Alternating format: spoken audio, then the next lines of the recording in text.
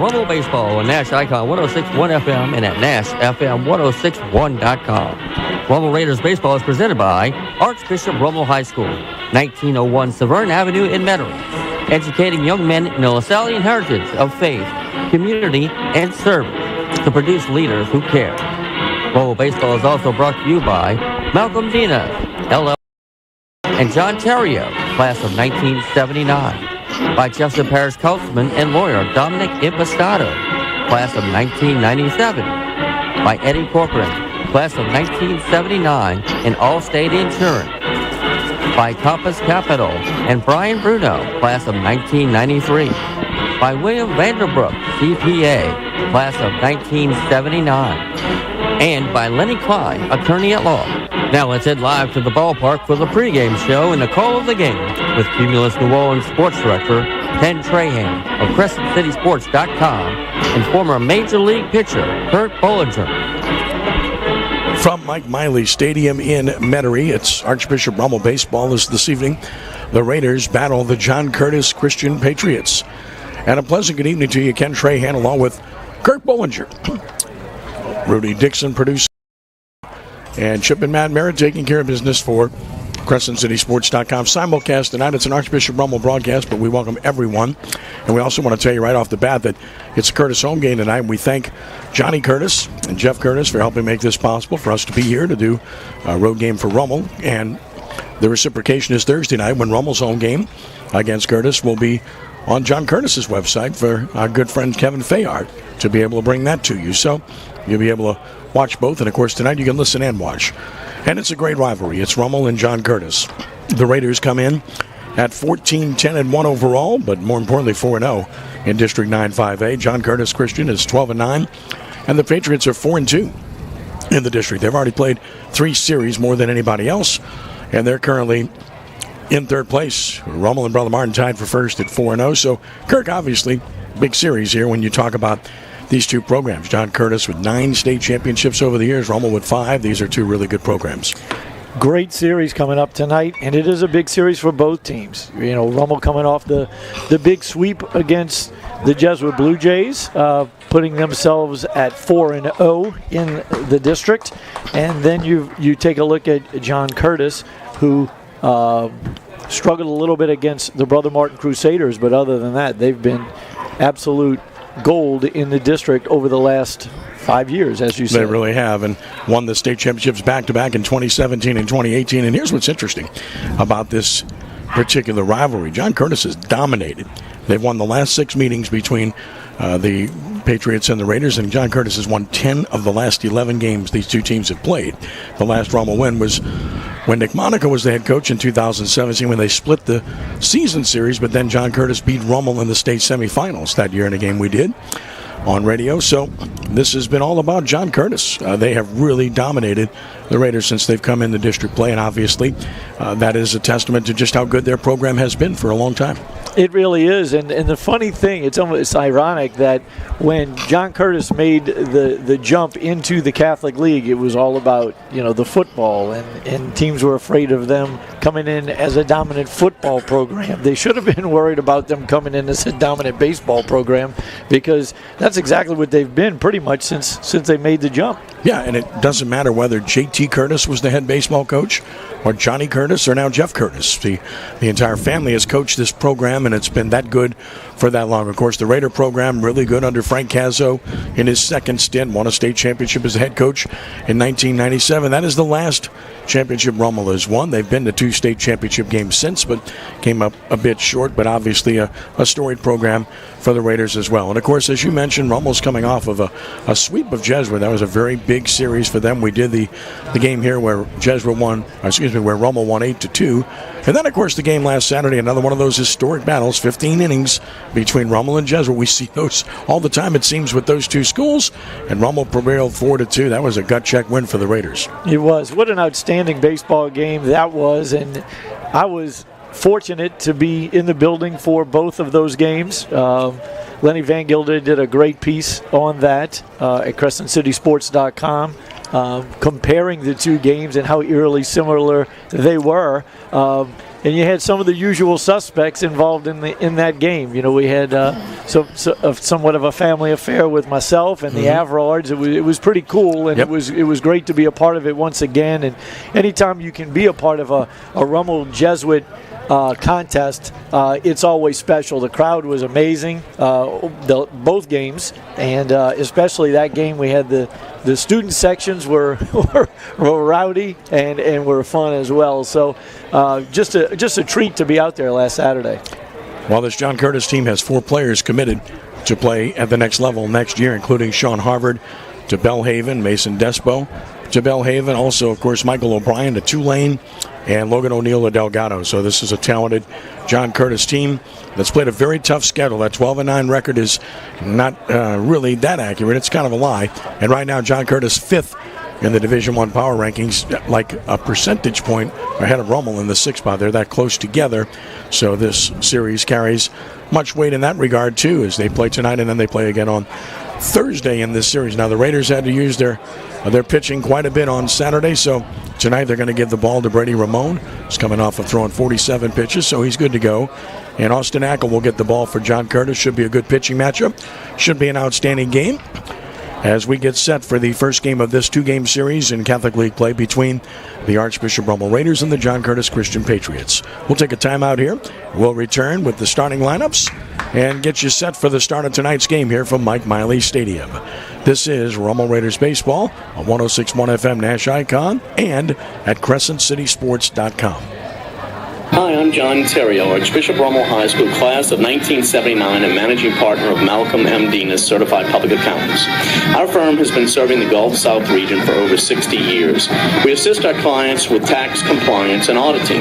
We also serve as the CFO for many of our corporate clients. We have a specialized forensic accounting group that consults with attorneys on litigation matters. We are proud supporters of Archbishop Rummel High School and the LaSallian tradition of faith, community, and service. Thank God Almighty, I'm a Raider. This is Dominic Impastato, Raider class of 1997, wishing everyone in the Raider family a great season and an excellent school year. I'm proud to represent the citizens of District 4 in Jefferson Parish on the Jefferson Parish Council. Thank you for your prior support of me and support going forward. Along with Jason Europe, class of 97, and Mike Quickly, class of 1970, who work in our District 4 office, we wish all of you the best of luck, and we say collectively, thank God Almighty, I'm a Raider. Your station for prep sports year-round. We are 106.1 Nash Icon, WRKN, Picayune, New Orleans. Along with Kirk Bowinger, Ken Trahan from Mike Miley Stadium, Archbishop Rummel and John Curtis. We'll have the lineups in a moment. But right now, special honor on the field. Last week in the Jesuit game, Archbishop Rummel honored its 1997 state championship team.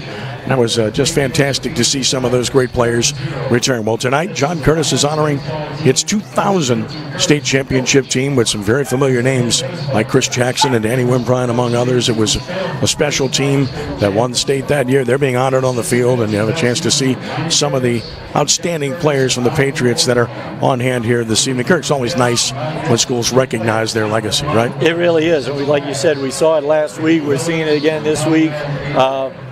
It brought us a lot of luck last week when the Raiders did it for their state champions or that class with Winchester and the likes.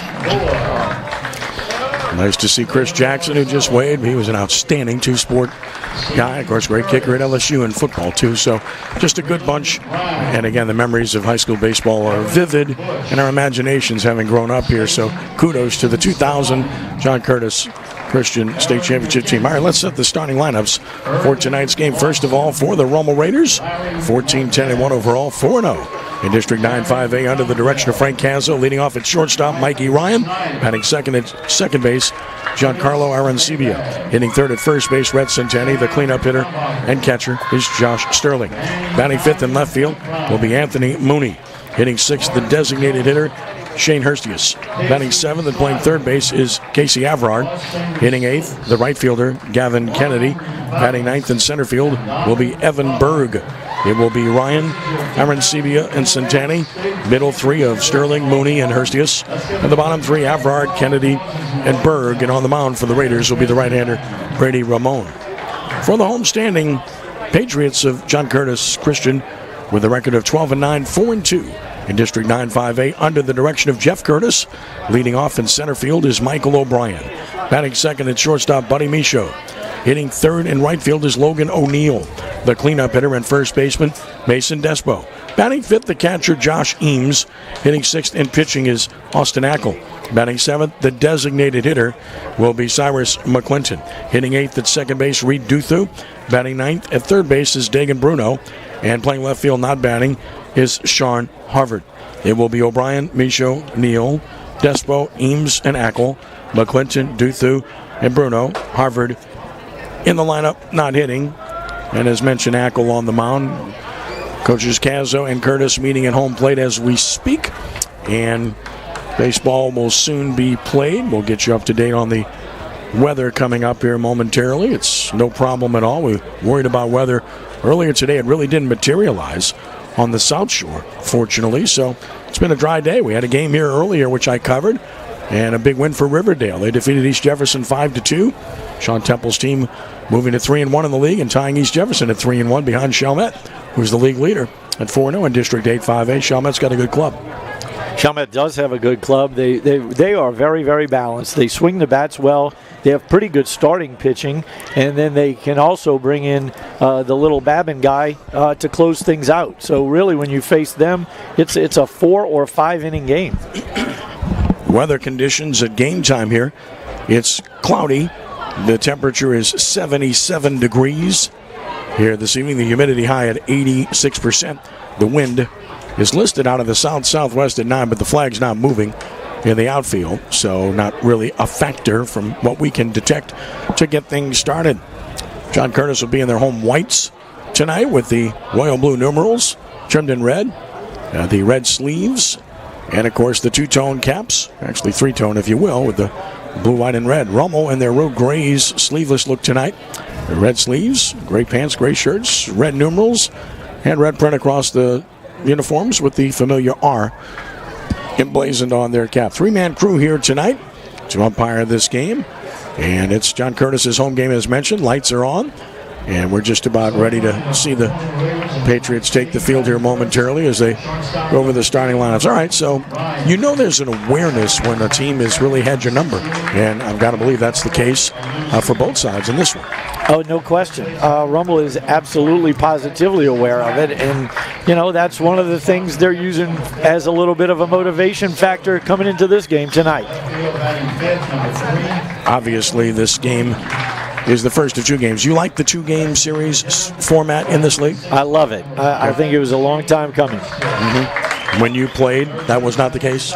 Was not the round system at that time? Correct. And the reason I like this better is because you can't set up your ace to face Jesuit both times or Brother Martin both, you know, whoever right.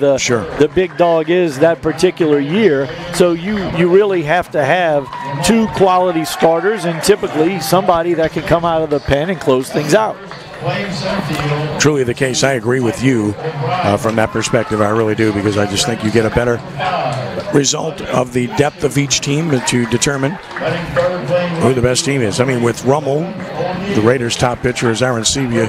The earliest he'll pitch is Thursday this week, but Rummel's got a really tough schedule because they've got 3 tough district games in 4 nights, starting their Brother Martin series on Friday night. So Aaron Sebia could pitch Friday, much less Thursday. We'll see how that works out. Of course, Ramon has been solid. Bordes, good start for the Raiders. And then, of course, the wild card is that Brock Bollinger kid who came in and just pitched great at John Ryan the other day, which is really kind of a reflection of what we saw last year when he was a sophomore. But he's getting healthy, right? He is. He's finally getting his legs under him a little bit. And you know, the outing the other night against Jesuit was a huge confidence booster for him. And I know he's going to want to take that and roll it into his next appearance. No doubt. Fans are rising. First the prayer, then the national anthem.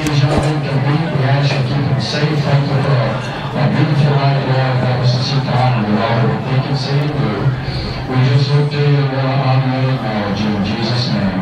Amen. Now both teams at attention and fans standing, doffing the caps for our national anthem.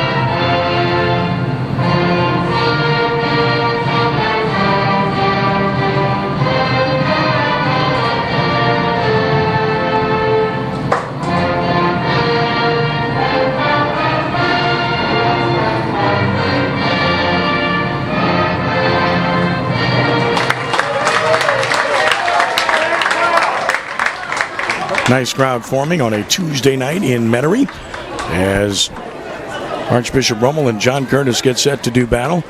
The Patriots will take the field, and defensively they'll have Harvard in left, O'Brien in center, O'Neill is in right. It's Bruno at third, Michaud at short, Duthu second, Despo first. Eames does the catching, and on the mound will be the right-hander Austin Ackle.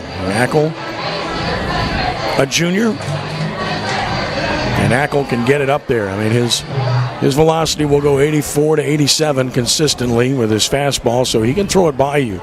He's got a breaking ball to go with it as well, and Ackle's pitched well on the season to date as he pitched well last year for this team. Ackle, 7 appearances, 6 starts, and Ackle has a record of 2-1, an earned run average quite good at 2.33. 24 innings pitched for Ackle on the year. He's allowed 22 hits, so fewer hits than innings, 14 runs, 8 earned. He's walked 14, struck out 27, so the strikeout ratio more than 1 per inning. As he's done a good job in that regard. His whip is 1.50. And Ackle takes his warm-up tosses to get things started here tonight. He'll be facing Ryan, Arancibia, and Santani for the Raiders as we're getting set to get underway here tonight. Looking forward to bringing this one to you. And what should be a really good contest between these two outstanding programs. The dimensions here are interesting. It's 312 down the lines, but it's only 328 to the gaps. That's really the short part of the park. 372 to center's legit. It's good high school dimensions at this stadium. Plays a little different than the bigger ballparks that a lot of teams play at, including Wesley Barrow, where we've done a game recently, and Kirsch Rooney as well. Those are more college-type parks in terms of setup and dimension, which is not a criticism at all. They're great places. I enjoy them immensely. But this is a much improved ballpark with what they've done here at Metairie, which is why Frank Cazzo was elected to play his home games here. This is John Curtis's game tonight. Rummel will host Curtis here Thursday night. So we're set to go, and Mikey Ryan, the LSU commit, to lead it off. Ryan at 299, 2 homers, and 15 RBI. Offensive average, the edge here to Curtis, no doubt. Curtis is a 302 hitting team, Rummel at 251. Pitching is relatively even. Rummel a 2.83 team ERA, Curtis a 2.86. Here's Ryan from the right side, first pitch of the game. And a swing and a ground ball, fair inside of third, into the corner. Ryan rounds first, he's on his way to second, and he is standing with a leadoff double, first pitch at 7:03, and quite a start for the Raiders. Well, it is. It's a great start. Mikey Ryan comes out swinging at the first pitch fastball, delivered in there by Austin Ackle. It was a fastball, inner half of the plate. Mikey's got those quick hands. He stayed inside of it, kept it just inside the bag, and right off the tip of the glove of Bruno over there at third base. Here's Giancarlo Arancibia at 293, no homers and 12 driven in for the Raiders' second baseman. Rummel able to get some bunts down in that game against Jesuit. Advancing runners has been a bit of an issue on the season overall. Swung on and missed. He fooled him badly. Arancibia went up there trying to drive a run in, and he waved at a pitch way off the plate, 0-1. And in that Jesuit Park, it is imperative to play a little small ball. In this ballpark, not as much, especially when there's no wind blowing in. Stretch now in the 0-1 pitch, and he waved at another. So Arancibia swung at 2 really bad pitches. It's 0-2. I mean, not close. Just a little bit too anxious, Kurt. And he's a young hitter, and he still hasn't really figured out how to stay on the breaking ball. He likes the fastball, struggles a little bit with the breaking ball. That's an adjustment you'll see him make over the years. Now the 0-2 pitch, and he laid off pitch off the plate. It's 1-2. Smart pitch by Ackle. Got him to chase twice, tried to get him to expand off the plate. Arancibia did not. Ryan a lead from second with the 1-2 pitch. Struck him out swinging on a breaking ball, so really had him easily for the first down. Runner for third, very alert. Base running by Mikey Ryan, and he gets to third with 1 out. That's just a very good base running play by Ryan. Very, very alert base running by Ryan, and not very alert job by Eames behind the plate. You've got to really check your runner there, especially when you know he's got leadoff wheels like Mikey Ryan does. No question. You can't just lob it down to first base. Rhett Centanni at 323 homers, 20 driven in. The pitch. checked on a breaking ball, gets by the catcher. Ryan for the plate. He will score. And Rummel takes a 1-0 lead. As Mikey Ryan generates a run himself. He really did. With a double, takes a base, and then scores on the wild pitch. And he's very capable of doing that often. Great legs. He's a great anticipator. Reads the ball in the dirt very well right there. He was going before the ball actually even passed the plate. Centeni fouls it behind the plate, and it's 1-1. Jesuit pitched Centeni very well in that series, and of course you're looking for some protection behind him too. They've been pitching him very tough. Well, they have, and Jesuit pitches everybody tough. Their pitchers are very, very smart. They command the ball very well. 1-1. That's a strike called. It's 1-2. Centeni couldn't pull the trigger. And Ackle looks like he's actually got two different breaking balls going tonight. He looks like he's got the slider variety, which is what we just saw, and then he's got the slower curveball. He's got a little bit more 12-6. 1-2 is popped straight up. That's an easy chance for the second baseman, Duthu, who's there and putting it away for out number 2. So Centeni pops out, and now Josh Sterling, the catcher. Sterling at 268, a homer, 8 RBI. Raiders are looking for some protection. Find somebody to hit in that cleanup spot. Sterling getting the opportunity. Yeah, with Shane Hurst is struggling a little bit. Coach Cazzo shook the lineup up tonight by inserting the catcher Josh Sterling into the 4-hole and dropping Hurst to the 6-hole as the DH. Pitch was high, 1-0. The next pitch fouled back. It's 1-1. Ackle's got a little bit of a short arm action. He hides the ball very well. It's not quite like Giolito from the White Sox, but it does resemble it a little bit. Ready now, the 1-1 pitch down and away. So it's 2 balls and a strike to Sterling.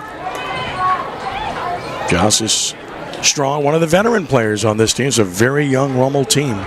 Sterling, one of the few seniors, is ready. The 2-1 pitch. Fastball crowds him from Ackle. It's 3-1. We've probably seen more fastballs in tonight, which has been 2, than we saw all 15 innings against Jesuit the other night. Everything was away. Tonight, a little bit more diverse. Here's the 3-1 pitch. Foul back. He had a cut. It's full 3-2. Knew he was getting the heater there. He was ready for it, but couldn't square it up. So it's full 3-2 on Josh Sterling.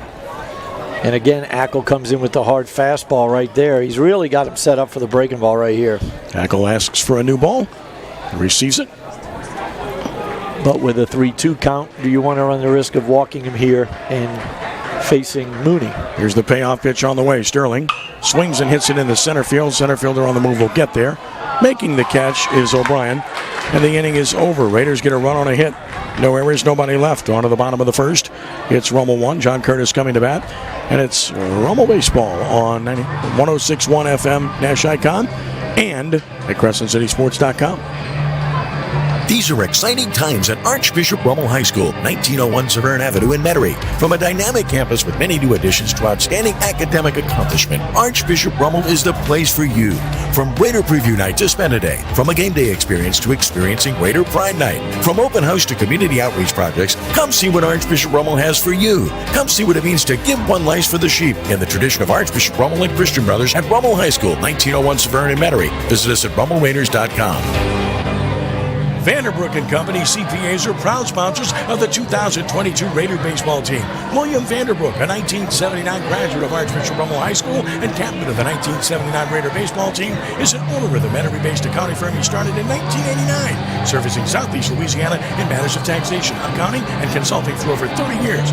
The office is at 3337 North Helen Street, Suite 301 in Metairie, and you can contact them at 504-455-0762. Good luck to Coach Frank Cazzo and the Raider baseball team. Raider Pride. Raiders are on the field at the bottom of the first inning with Mooney in left, Bergen center, Kennedy in right. With Averard at third, Ryan at short, Aaron Sebi at second, Centeni at first, and Sterling doing the catching for the right-hander, Brady Ramon.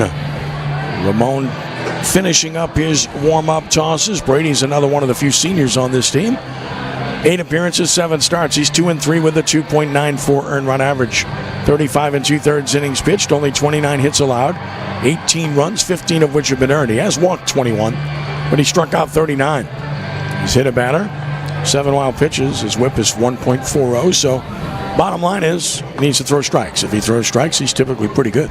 And he's done a lot of that lately. And he's been getting a lot of work lately. Having thrown last Monday, started the game Saturday, even though it was on a low pitch count. And now again today. So he should have a pretty good feel of his stuff with the work that he's been getting and how consistent and how frequent the work he's been getting has been. Rummel will be facing Michael O'Brien, Buddy Michaud, and Logan O'Neill here in the first inning. For John Curtis. Lights taking effect here at Mike Miley Stadium. And here's O'Brien. Now, over the years, John Curtis has been a team that's run liberally, and I mean very liberally. This year, not quite as much. They've 45 stolen bases, but right here at the top of the order, they've got O'Brien and O'Neill, who both can really run. Imperative to keep O'Brien off base. The Tulane commit will stand in at 359, no homers, and 7 driven in. For O'Brien, left-handed swinger. Shade him slightly to hit to the off field. And the first pitch from Ramon on the way. Fastball missing away, 1-0. And I think the reason for that is Rummel's philosophy. It's kind of like the Atlanta Braves philosophy back in the 80s and 90s. Pitch him away, play him away. And I think that's how they're going to treat O'Brien here. 1-0 pitch. Swinging a fly ball hit to center pretty well. And Berg got turned around, but he's going to get there and make the catch.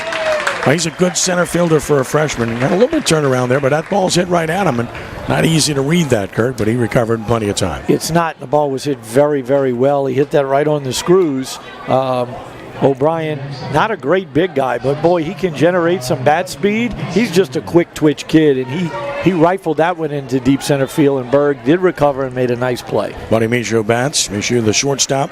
235, no homers, 10 driven in. Right-handed hitter. First pitch is on the way.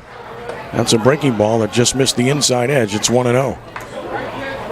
It's important for Brady to be able to command both sides of the plate with that breaking ball. That was the front door variety there, because his bread and butter is the fastball away, which he's going to right now. 1-0 is up and in. Fastball, it's 2-0. Center fielder Berg has him played the other way. Missed his spot with that fastball. Sterling set up down and away. That was up around the neck of Michaud, who took it stylishly. Both Mooney and Berg have him played the opposite way. 2-0 the count. Next pitch on the way. And he missed again inside. So 3-0 to Michaud. With O'Neill on deck. I know Brady has got to be a little bit tired from the usage he's had over the last week, but we really had no choice in the matter because of the schedule. And he's not close. So 4 straight pitches that missed badly, and a 4-pitch walk to Michaud. One on, one out for the Patriots with some speed aboard. And here's Logan O'Neill, the Delgado commit to the plate. O'Neill, good player, 400 with a home run, 24 RBI, right-handed swinger. Again, that's been the one issue for Ramon this year. The walk total is a little bit higher than you want it to be. And really what causes that is every once in a while he will spin off of his finish and not quite finish the pitch the way he's capable of. Good lead by Michaud. He bluffs and doesn't go, and a swing and a liner foul out of play left side. It's 0-1. And O'Neill, he likes to hunt the fastball.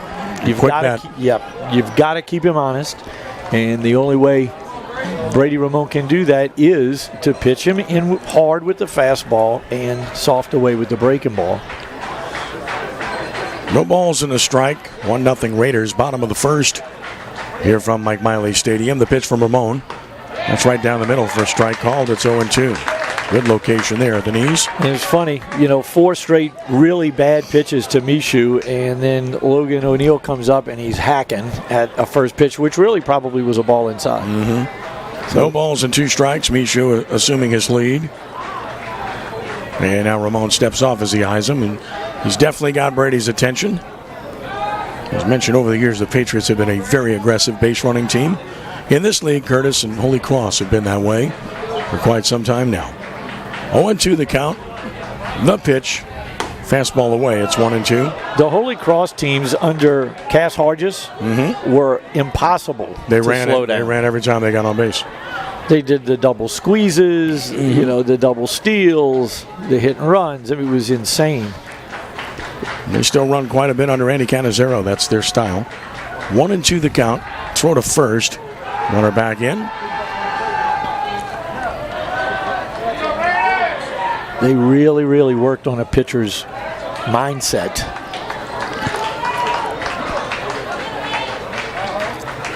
Lead by Misha once again. Pitch on the way. Line drive, base hit, center field. Misha is going to stop at second, and the Patriots have something going with 2 on, 1 out. O'Neill's a really good hitter. Here's Mason Despo. Good hitter and a good cheerleader as it looks. Lined that one right up the middle, and as he's running down the first baseline, he's trying to get the dugout to get a little more rowdy. Here's Despo, 309 for the cleanup hitter. 2 home runs, 21 driven in. Despo, a Bellhaven commit. Big left-handed swinger, open stance. Big power here. A lot of extra base hits for Despo. Ramon will work from the stretch. Long look. Longer look. And the pitch. And a strike at the knees. Delayed call, but got the off-speed pitch over. It's 0-1. Along with that big power comes a little bit less foot speed. So if you can get Mason to hit a ground ball, he is a very good double play candidate. Middle infielder's cheating up the middle, which creates a little room through the right side for Despo. 0-1 the count.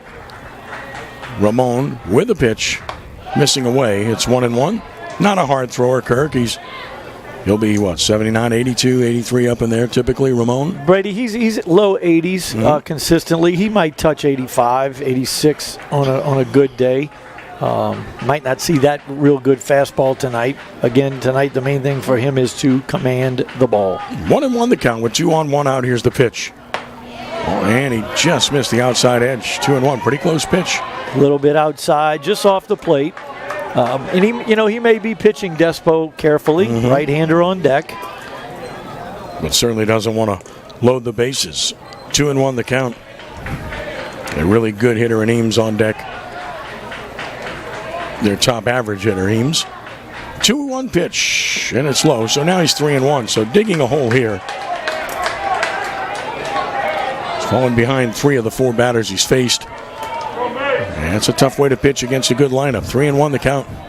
It is, and I wouldn't be surprised right now if Coach Cazzo, who does call the pitches for the Rummel Raiders, doesn't try to drop a breaking ball in on the outside half, a little backdoor breaking ball, to try to get Brady back into the count here. Runners lead first and second, 3-1 the count. Ramon is ready and pitching. And a swing and a double play ball the second. Aaron Sebia to Ryan 1. Ryan the first, 2, and the inning's over. There's the twin killing, 4-6-3 double play. In the inning, no runs and a hit. And 1 man left on base. We've played 1. It's Rummel 1, John Curtis nothing. It's Rummel Raiders baseball on 106.1 FM Nash Icon and at CrescentCitySports.com.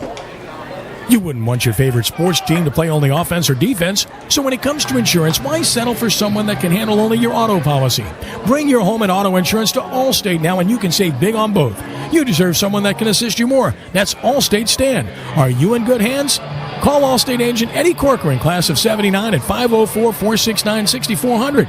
Subject to availability and qualifications, Allstate Insurance Company, Allstate Property and Casualty Insurance Company, and Allstate Indemnity Company, Northbrook, Illinois. Leonard Klein, attorney at law, supports Archbishop Rummel Raiders baseball.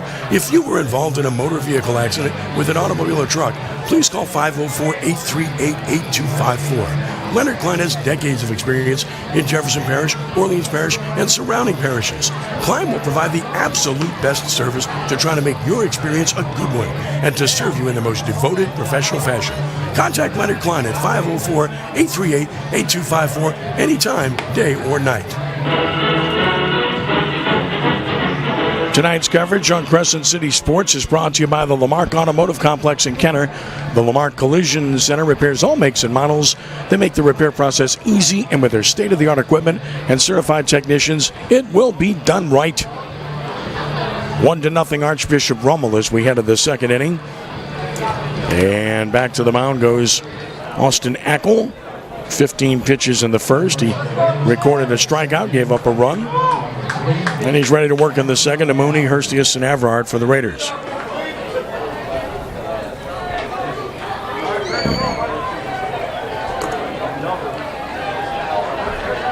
Anthony Mooney at 250, no homers, 10 RBI.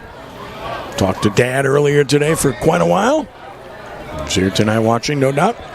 He's been busy, I can tell you that. First pitch on the way. Strike of the knees at 0-1. His father runs the Wyndham French Quarter, and of course they've been at 100% capacity for the last several days with the Final Four. What an incredible Final Four. Unbelievable. New Orleans staged. Mooney swings and fishes and misses at the breaking ball. Ackle has had a good breaking ball early, Kirk. He's got them fishing for that pitch. Yeah, like I said, he looks like he's got two of them going. He's got the curveball with a little more 12-6 depth, and then he's also got the slider going. 0-2 is down and in, skips away. It's 1-2. I think the catcher was crossed up. Well, he definitely set up outside. And he reached back and then he stared at the pitcher, yeah. And then it looked like a fastball inside. Correct. 1-2 the count on Mooney. Next pitch from Ackle on the way. That's in the dirt, so he's battled back to 2-2. I had a long conversation with Craig on Sunday as well. I think we relived every pitch of the 15-inning affair, including his missed dinner reservations for his mother-in-law's birthday. Swinging a foul tip into the mid. He struck him out, one gone. That ball hit the ground. That's not a strikeout. And that's what Mooney's saying. That's what he's asking for. They need to get help on that because that ball was fouled and it went to the ground. Not going to get help because the umpires of the bases can't see it. And they're nowhere near. Way down the line. Frank Cazzo's asking, and he's not going to get any help here. So one gone, and here's Shane Hurstius. It's pretty unbelievable. I mean, it was obvious from up here to me that the ball was fouled and went basically straight down. One gone. There's Hurstius. Swinging a foul off the catcher's mask, going one. Unless my old eyes are deceiving me. Hurstius at 232, one homer, 14 driven in. Trying to rediscover his stroke. He was hitting early in the season, but has scuffled a bit of late. Junior, big right-handed swinger. Here's the 0-1. And that missed the outside edge. Good breaking ball nonetheless. Good slider right there. Good slider. Cutting off the outside edge of the plate, just missing. Hurst is doing a great job of laying off of that. Not much you can do with it. 1-1 is down and out. It's 2-1. 1-0 Rummel here in the top of the second inning. And I think for Hurstius, that's one of the things that he's going to have to do to get back on track is to see more pitches, take more pitches. 2-1, he chops foul third base side, and it's 2-2. The more pitches a hitter can see in an at-bat, the better chance they have of getting a hit. And that's proven. Because you can gauge the fastball. You can pick up the spin and the depth of the breaking balls. The ball release out of the hand. 2-2 pitch struck him out looking. Quality pitch for out number 2. So he's fanned 2 in a row. Ackle looks sharp. The batter is Casey Everard. Everard at 152, a homer, 4 RBI, but he's coming off a 2-hit game, including the big game-winning hit in the 15th inning at John Ryan Stadium. Junior, 2 sports star, starting quarterback for the Raider football team. Close stance right side, first pitch on the way. And he took a strike. It's 0-1. Interesting that you've got Centennial that hits out of an extreme close stance. You got Everard that hits out of a close stance, and you don't see much of that anymore in baseball. And I really think that is simply because they have seen so many pitches on the outer part of the plate, mostly the outer edge. Strike 2 call. Well, he's just like that one. He's taken 2, and he's in the hole 0-2. And Ackle is throwing the ball wherever he wants to right now. And he's ready to go. He's getting the ball. He's right on the rubber. As soon as the ball gets back to him, he's ready to go. Austin is ready. He kicks and he deals. Chopper foul. Everard stays alive. Ball right at the plate. Holding at 1-2. Everard got a mistake right there, and he just missed it, and he knew he missed it. It was funny because you could see both the pitcher and the hitter kind of grimace that the fact that I made a bad pitch, and in Casey, I missed a good pitch. 0-2 is a fastball high and away. Everard battling. I think with Everard, it was just a matter of time. I think that 3 for 6 against Jesuit's really going to catapult him and get him rolling here. Yeah, so 2 hits, 3 hits against Jesuit. Here's the 1-2 pitch. Inside, it's 2-2 to Everard. That was almost the same pitch that we saw Hurst get rung up on, but it was a little bit more inside. Good call by the umpire. Ackle just around that one.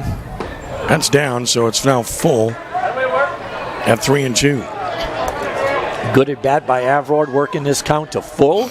And we've talked about how important that is at the high school level with that 115 pitch limit. Ackle the sign from Eames, and the payoff pitch on the way. Chopper slowly to second, easy chance. Duth sets and throws his man out, and an easy 1-2-3 inning for Ackle, who's now set down 6 in a row. We go to the bottom of the second, still 1-0 Raiders. It's Rummel Baseball on 106.1 FM Nash Icon and at CrescentCitySports.com. Hi, I'm John Terrio, Archbishop Rummel High School class of 1979 and managing partner of Malcolm M. Denis, Certified Public Accountants. Our firm has been serving the Gulf South region for over 60 years. We assist our clients with tax compliance and auditing. We also serve as the CFO for many of our corporate clients. We have a specialized forensic accounting group that consults with attorneys on litigation matters. We are proud supporters of Archbishop Rummel High School and the Lasallian tradition of faith, community, and service. Thank God Almighty, I'm a Raider. These are exciting times at Archbishop Rummel High School, 1901 Severn Avenue in Metairie. From a dynamic campus with many new additions to outstanding academic accomplishment, Archbishop Rummel is the place for you. From Raider Preview Night to Spend a Day, from a game day experience to experiencing Raider Pride Night, from open house to community outreach projects, come see what Archbishop Rummel has for you. Come see what it means to give one life for the sheep in the tradition of Archbishop Rummel and Christian Brothers at Rummel High School, 1901 Severn in Metairie. Visit us at RummelRaiders.com.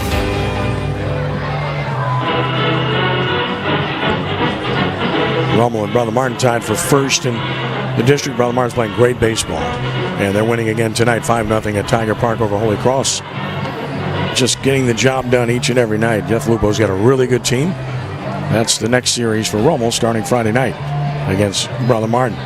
Meanwhile, Shaw and Jesuit are tied at 3 in the third inning of their contest tonight in District 9-5A. Ramon back to the mound, 15 pitches in the first. He walked one, got a big double play turn behind him. Get out of the frame, and he'll face Josh Eames, the catcher. To be followed by Austin Ackle and Cyrus McClinton here in the second inning. Eames, the catcher, right-handed swinger, top average on the team at .407. No homers and 15 driven in for Josh.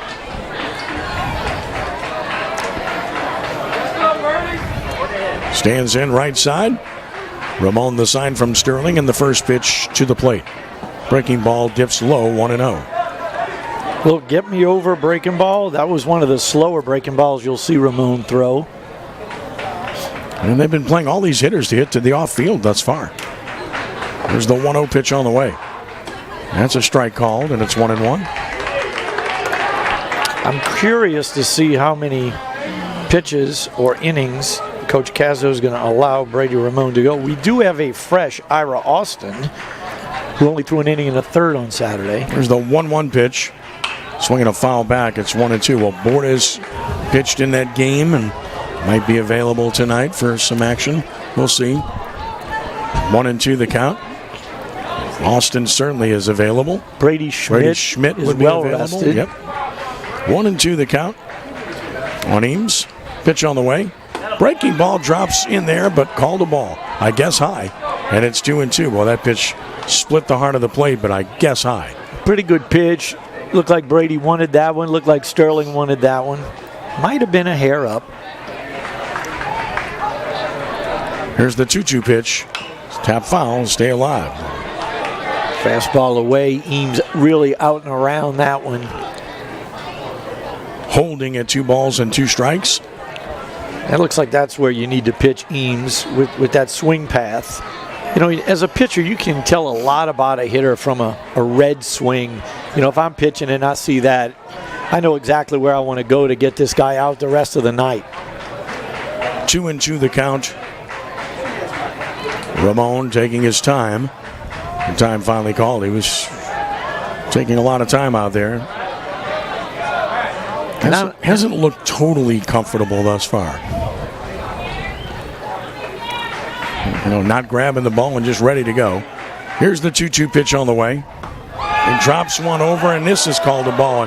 Ramon pulls the glove to his chin. He is not happy. as he snapped at that ball on the return throw. Yeah, that ball was right down the inner half of the plate. There's no doubt about that. That looked really, really good. 2 quality pitches, and he's now in a full count situation. Ames. And the payoff pitch on the way. And he swung and missed. Struck him out for out number 1, so he gets him nonetheless. Ames retired, and Austin Ackle will bat.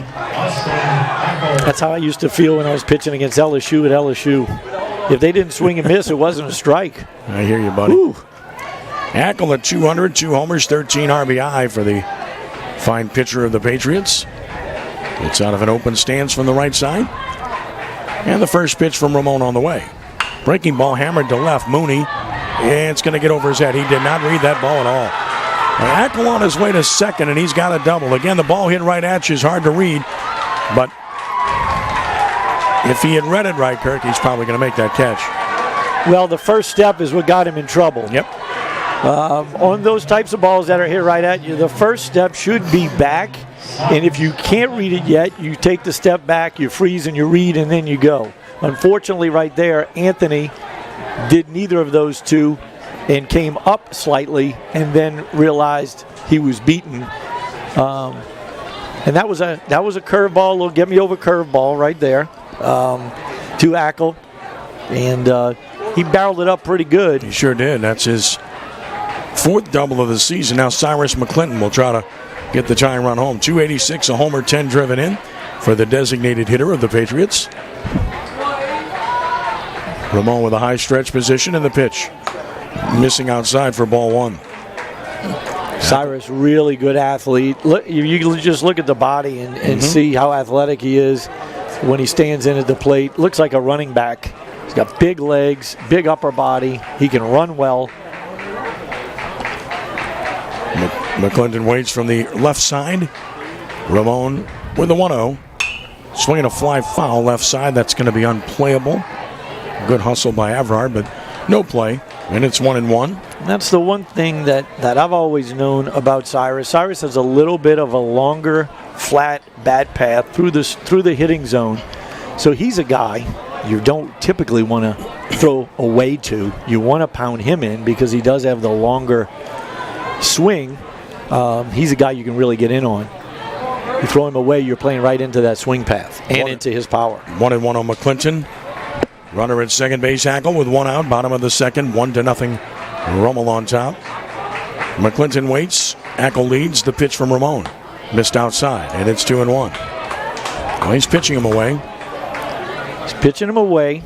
And he may, being that he is a left-hander with a base open, may be pitching around him slightly to set up the double play for Duthu, who's hitting in the 8-hole.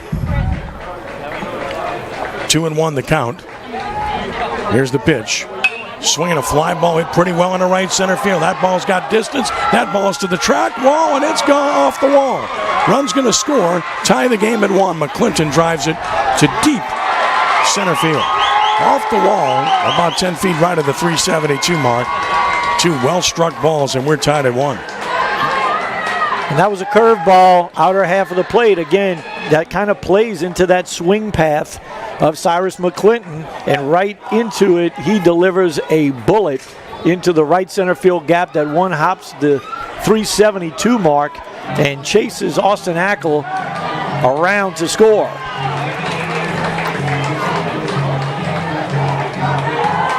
Frank Cazzo to the mound. And we're tied at 1, and now the go-ahead run at second. And here's Reed Duthu at 324. No homers and 10 RBI. They've got lineup depth to the Patriots. And Reed's a good runner, too. You talked about, aggressive base running. He'll be in that mix if he ever gets on base tonight. And you look for him to run. Cyrus runs well at second. Duthu bats from the right side. Ramon taking a lot of time out there. We'll stretch. Long look and the pitch. You got a strike over. It's 0-1. And you can tell Averod's respecting the speed of Duthu. He's about a step in front of the bag at third, anticipating a potential drag bunt. I've not known Reed to be much of a drag bunter. He likes to swing. No balls and a strike on Duthu.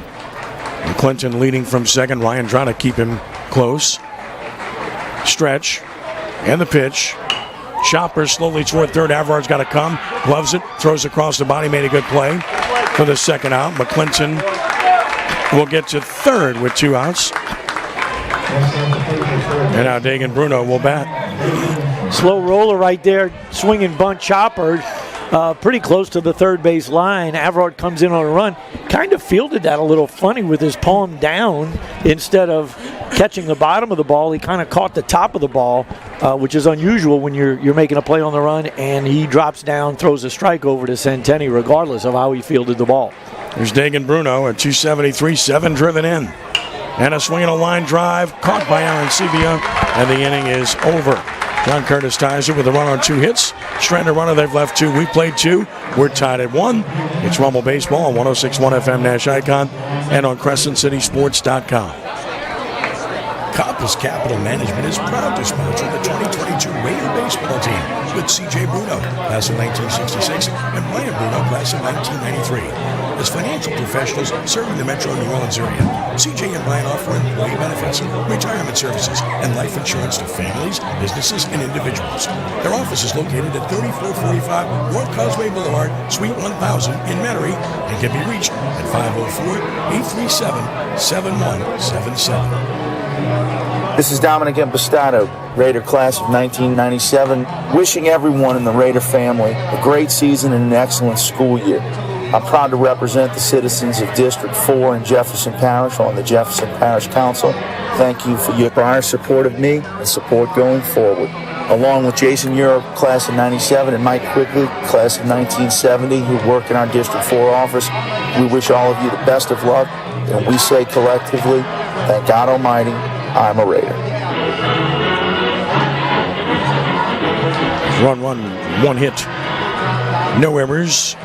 Nobody left for Rummel. It's 1 run, 3 hits, no errors, 2 left for John Curtis as we head to the third inning of this one. It will be Gavin Kennedy to be followed by Evan Berg and then Mikey Ryan against Austin Ackle, who set down 6 in a row, and he's looked really good doing it. He's fanned 3. Gave up that leadoff double to Ryan. That's been it. Ryan came around to score. So Ackle with 32 pitches in 2 innings. 20 have been strikes. Will go to work against Gavin Kennedy. A 190 hitter with no homers and 3 driven in.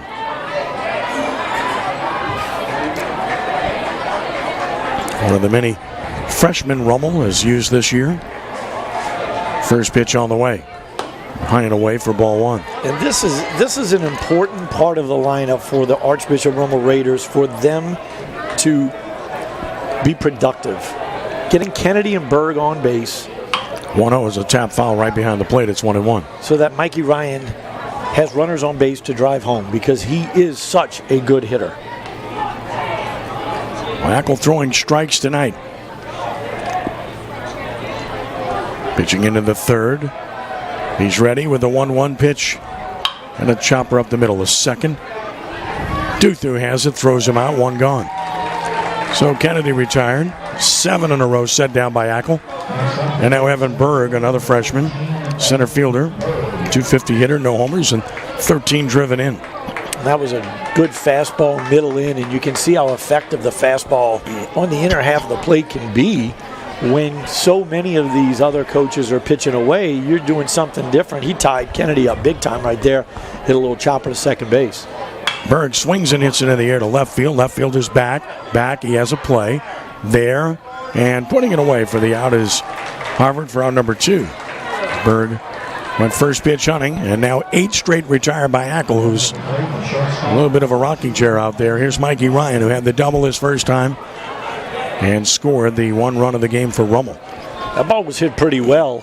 Again, no wind tonight, but that ball I thought was going to carry a little bit better than that. And based on how Harvard reacted to that ball, the wind may have been playing a little bit with it. Well, I think he made the right move. You go back first, like you said before, and he was able to go over and in to make the catch. Ball 1 to Ryan. We got a pinch hitter here. Oh, we got a pinch hitter. Okay, what's going on here? Swing and a miss. It's 1-1. So Ryan is lifted. I'm not sure if he got hurt or what. So I'm not sure what the story is, but this is Gavin Nix And Rummel's arguably their best players out of the game. Not sure what happened. Nix takes it down and in. And it's 2 balls. I'm not sure what happened, Kirk. I mean, we're trying to find out. Report. And Nix, a freshman, is in for Ryan. The best talent on the Rummel team out of the game. Not sure why.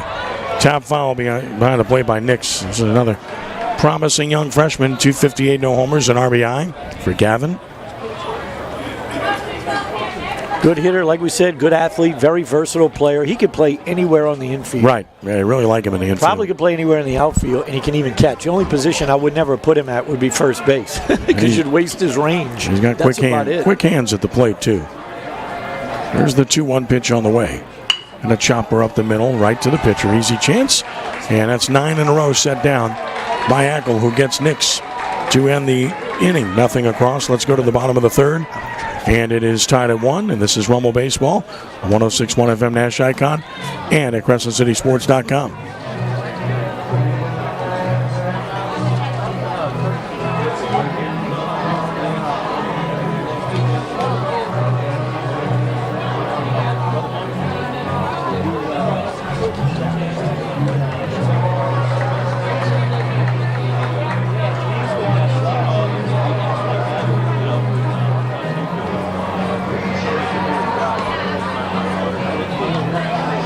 Ranger Station, Ranger speaking. Hi, I want to report a bear sighting. Location? My front door. Oh, really? And did the bear knock or use the doorbell? He used the doorbell. It was Smokey Bear. Now we're getting somewhere. Yeah, my husband was burning leaves in the yard. He just came inside for a second. Not a good idea. Smokey said the same thing. He said to never leave a fire unattended because it could lead to a wildfire. Yep, if it's too hot to touch, it's too hot to leave. Smokey said that too. We go way back. I knew him when he was just a cub. Oh, how cute. Rangers are many things, ma'am, but cute isn't one of them. Have a nice day. If you see someone in danger of starting a wildfire, step in and make a difference. Because 9 out of 10 wildfires are caused by humans. Brought to you by Smokey Bear, the U.S. Forest Service, your state forester, and the Ad Council. Learn more at smokeybear.com. Only you can prevent wildfires. Tonight's coverage on Crescent City Sports is brought to you by Ochsner Sports Medicine Institute. Get the same sports medicine care the pros receive with minimally invasive treatments and quicker recovery times. Visit ochsner.org/sportsmed to learn more or schedule an appointment near you. First pitch is a strike called. It's 0-1 as we start the bottom of the third inning. Leading it off for the Patriots is Michael O'Brien. He flew out to deep center. His first time that was pitch 31 for Ramon. We'll get a report on Ryan in just a moment. 0-1 the count on O'Brien. Ramon, the sign, and he kicks and he fires. And that's low, and that got a piece of the umpire. And he won't like that very much. So the count is 1-1. Certainly did. Took that one right off his throwing hand, the umpire did. Yep. Not the indicator hand, but the throwing hand. All right, so what do we have on Mikey Ryan? Any idea? No? I didn't see anything obvious. I'm trying to get a report. We're trying to get one right now. Ball and a strike on O'Brien. Just got a report on the Mikey Ryan situation. He's got a sciatic nerve issue going on with his lower back right now. Gee whiz. Time called by the hitter. That's the third back thing we've had this year. Miserable feeling, to be sure. Oh, tell me about it. Go back to 1998 for myself. 1-1. Swinging a line drive into center. That's going to be a base hit. So O'Brien leads off the third with a single.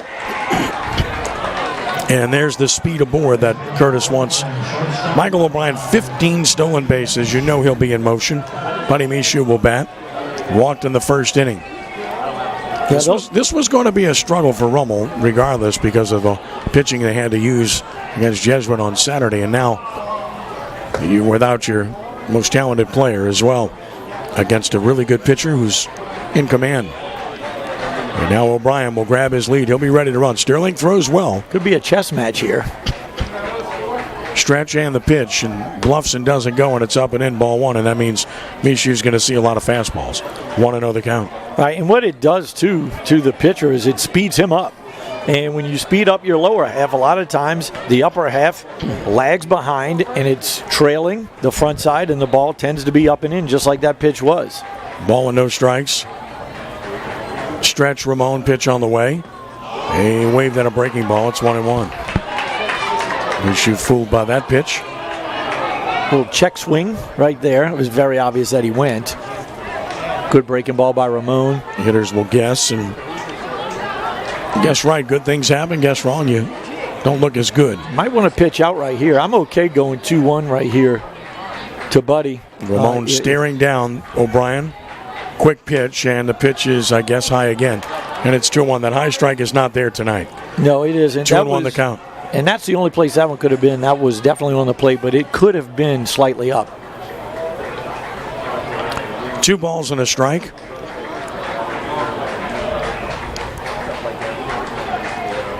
Stretch once more by Ramon.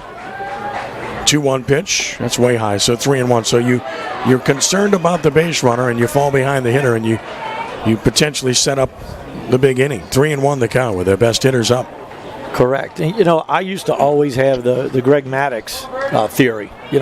Make the quality pitch, even if he steals second. If you get him out, you get the next guy. You get the next guy. You never really have mass destruction. You don't have the big innings. 3-1 the count, the pitch, and he hit him in the back. Ramon just does not look sharp and does not look comfortable out there. He has not from the start. And he really has spun off those last 2 pitches, and that's why they were where they were, up and into the right-handed batter. That was a breaking ball that just never, ever came back, and it caught Mishu square in the back. It would have been ball 4 anyway, but now it's 2 on, nobody out. The inning set up for John Curtis, and here's the outstanding Logan O'Neill, who ripped a single his first time. Normally a good bunt situation, but with a guy like O'Neill, I doubt that seriously. Yeah, especially, if Ramon was super sharp tonight, you may bunt here. Mm-hmm. He's not as sharp as he could be, and I'm sure Jeff Curtis is aware of that in that Curtis dugout. I think he's going to roll the dice here and let Logan swing it, especially early. Pitch to O'Neill. That's high, ball 1. Aaron Sebia now playing shortstop. Nix is at second for the Raiders, who did turn a double play earlier with Ryan and Aaron Sebia. We're going to need another one right here. 1 ball and no strikes on O'Neill. Runners leading from first and second. Ramon is stretching and pitching. Runner goes from second and stops. Swing and a miss. He helped him out. Swung on a high breaking ball out of the zone. It's 1-1. And this is 2 at-bats in a row where O'Neill comes to the plate when the pitcher's struggling, and he's up there hacking. And he's actually doing Brady Ramon a favor. He's keeping him in the count. And you want to be aggressive, but it's got to be controlled aggression. Ball and a strike. Runners lead first and second. Pitch on the way. And a swing and a fly ball, a mile-high foul left side. It will be out of play.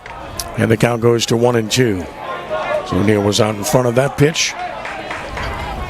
I guess the biggest concern for Ramon thus far is when he's missing up, and he's not a hard enough thrower to be able to do that against quality hitters. And a lot of times a pitcher will do that when they don't feel very strong. They'll try to create with that front side, and that front side will fly to try to create a little bit of extra velocity, and that's what it looks like Ramon is doing tonight. 1-2 the count. Stretch pitch, high and away. 2-2. Just keep waiting for that runner to go, right? And he's got a lot at second base. Mm-hmm. O'Brien's lead is very big. When you're in a jam like this, for Giancarlo at shortstop, wouldn't be a bad idea to do open glove here, try to get that wheel pick at second base, get out of this jam a little bit, soften it up. He's inside the runner. 2-2 and a swing and a tap foul. He just spoiled a good pitch down. He's talking about him being up. We got that one down, but O'Neill able to just get a piece of it to stay alive. And, that could be, him, Aaron Sebia short, not as experienced as Mikey Ryan, maybe doesn't have the same chemistry on that play or with that play, and Brady Ramon, they may not feel as comfortable doing that. Count holding 2-2 with 2 on. Nobody out for John Curtis here in the bottom of the third. Ramon is ready and pitching. That's not close, and now it's full 3-2, and I got to believe they're running here with the speed of O'Brien at second. trusting that O'Neill will put it in play or take a pitch out of the zone. If I'm the Rummel Raiders, I'm actually hoping they run right here because I'm looking for a strike him out, throw him out to try to soften this inning. There's Giancarlo right there. You can see he's signaling open glove. It looked like he was signaling it to Sterling, but you're not going to be able to throw behind on this 3-2 pitch unless it's a strikeout. Runners lead first and second. They are going, payoff pitch, ball 4, back to the screen, not even close. Bases loaded, nobody out. And this has the potential for a huge inning for John Curtis. Now the cleanup hitter, Mason Despo, grounded into a 4-6-3 double play his first time up.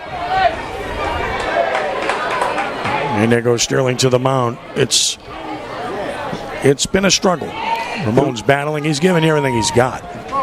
It's hard to see what that pitch was. It looked like it might have been a 3-2 changeup that he spiked in the dirt, but that's his third pitch. So I'm gonna say it was not a changeup and go with a spiked fastball. And now you're in trouble. Now Despo can strike a blow. Despo's driven in 21, real good RBI source in that 4 spot. Runner at third, O'Brien. Mishu second, O'Neill first, with nobody out here in the bottom of the third inning. Big chance for the Patriots to open this one up and take their first lead of the game at the same time. 5 doubles and 2 homers for Despo on the year. He waits from the stretch. Ramon to the plate.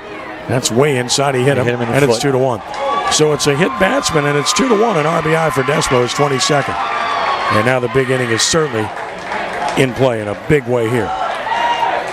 And that's kind of what we talked about when Michael O'Brien reached first base on that single. I think that's going to be all for Ramon. He just tried to compete tonight. He just never had it from the start. And looks like he's coming out of the game here. Ira Austin. So it's going to be Austin coming on for the Raiders here in the third inning. Ramon only able to give Rummel 2 innings here tonight. And as mentioned, it was a real struggle from the start. And give him credit for going out there and taking the ball. Tough assignment. It really was. Having started last Monday night against a very, very good Dutchtown team, that's a tough assignment in and of itself. And then you come back Saturday on 4 days rest, and you go up against one of the most competitive teams in the state year in and year out, the Jesuit Blue Jays, and he battled through that and did a wonderful job.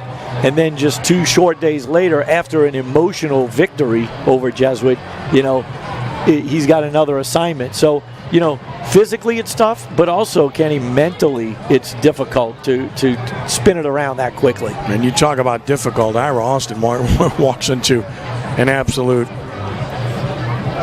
dire scenario with the bases loaded and nobody out. Austin takes over for the Raiders. Ira Austin taking his warm-up tosses. And Austin has done a solid job for the Raiders this season as he takes over here.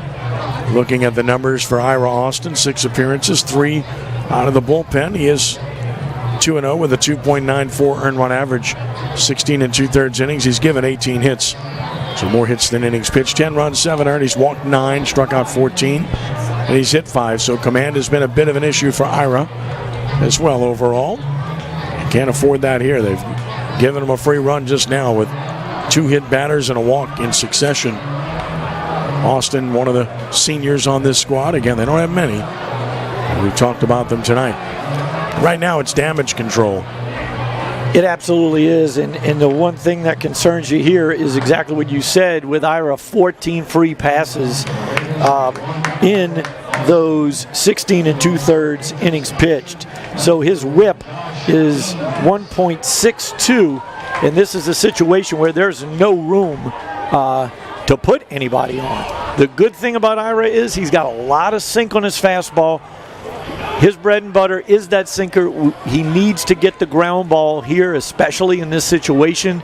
You'll trade the 2 outs for 1 run right here to control the damage that you're facing here in the third inning. Bases loaded, nobody out. Here's Eames, and he swings and flies it down the right side. Foul, long run, Kennedy. It's out of play, and it's 0-1. Eames struck out swinging on a 3-2 pitch in the second inning. The only strikeout recorded by Ramon.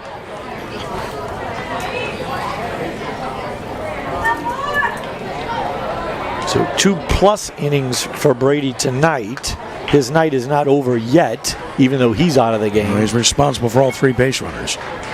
No balls and a strike on Eames, who's driven in 15. Stretch and the pitch. Fastball away. It's 1-1. A little 3/4 arm action. Cross-body action from Austin. Can be effective against right-handed hitters with that delivery, as he hopes to be here. And, most of even though he's given up a bunch of hits this year, a lot of them have been singles and a lot of them have been ground balls through the infield in this AstroTurf. There's the 1-1. That's up and in, 2-1 again. Rummel pitchers pitching from behind all night, and it's hard to pitch that way. 2 balls and a strike. I keep saying AstroTurf. What is this? New turf? Turfus? Field turf.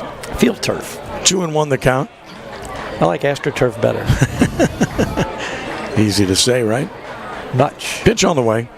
And a swing and a fly ball to left will get a run home for sure. Mooney coasting under it. Makes the catch.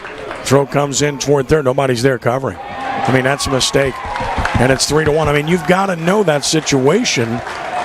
I mean, you had 2 guys lining up in cutoff position. That's just a mistake. I mean, there's a chance to get that runner at third.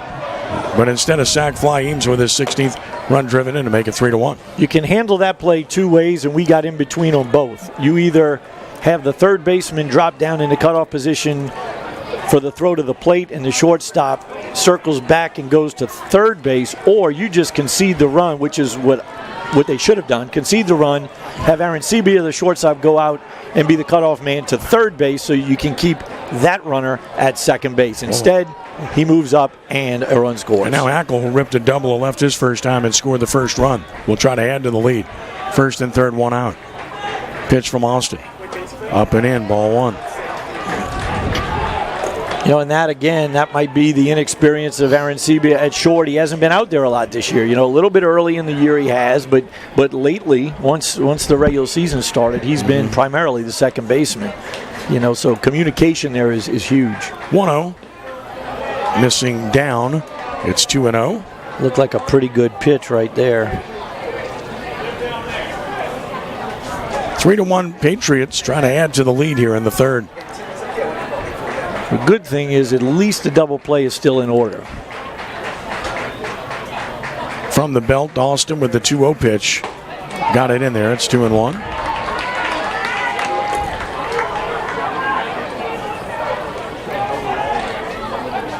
O'Neill at third, Despo first. 2 runs home here in the third for Curtis, and a 2-run lead for the Patriots. And now the 2-1 pitch. Runner goes from first, swinging a foul, right side, out of play. Well, you don't expect Despo to do a lot of running, but he took off there.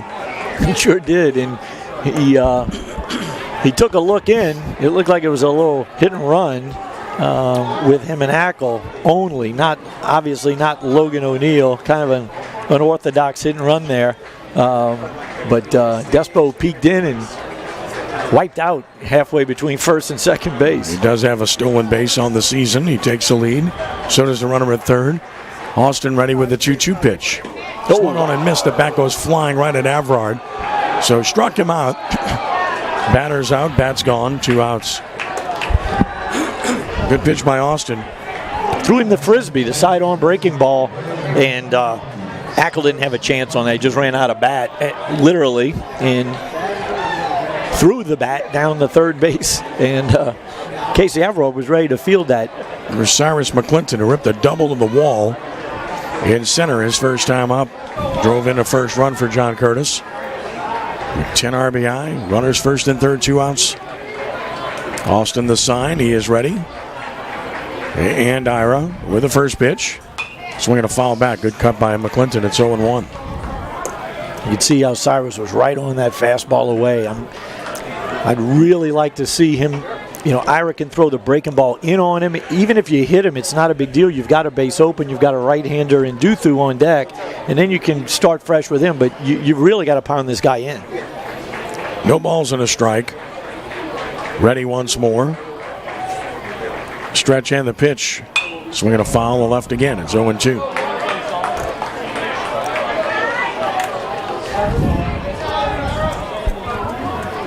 No balls and 2 strikes.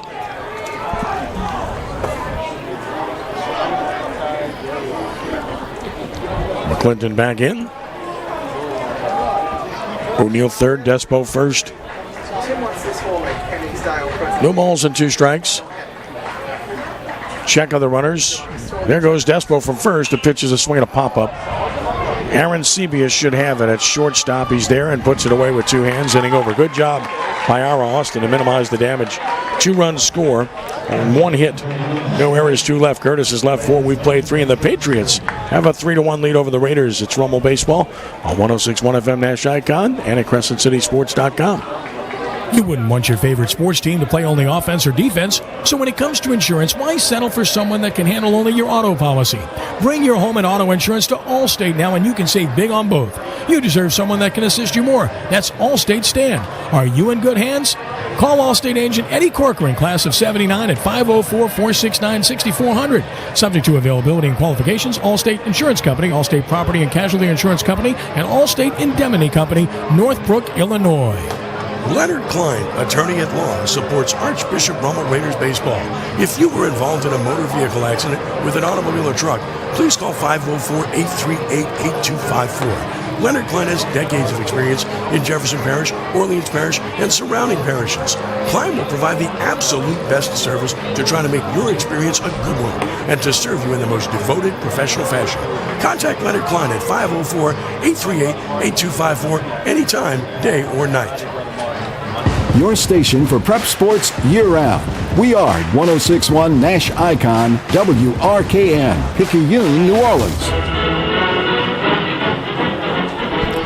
On to the 4th inning, 3-1 is the lead for John Curtis for Austin Ackle, who's just looked outstanding. He set down 9 in a row, and he will face Aaron Sebia, Centani, and Sterling here in the 4th. Ackle with 41 pitches in 3 innings. He's walked no one and struck out 3, and he's been in command of all of his pitches here thus far this evening.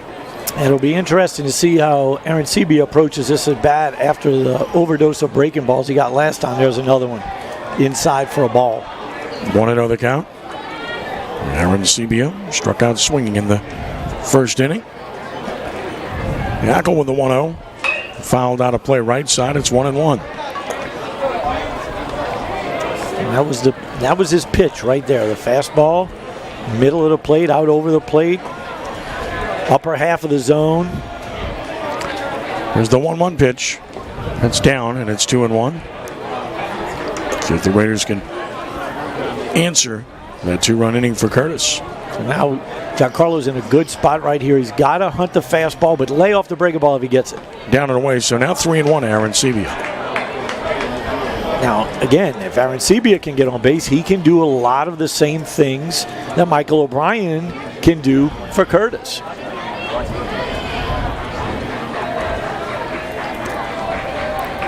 Three-1 pitch. Ball 4 down and in. There's the first walk issued by Ackle. Aaron Sebia trots to first, and now Rhett Centeni can promptly tie with a lone ball. Boy, those are the things that drive coaches crazy. You get a 2-run inning to extend the lead, 3-1.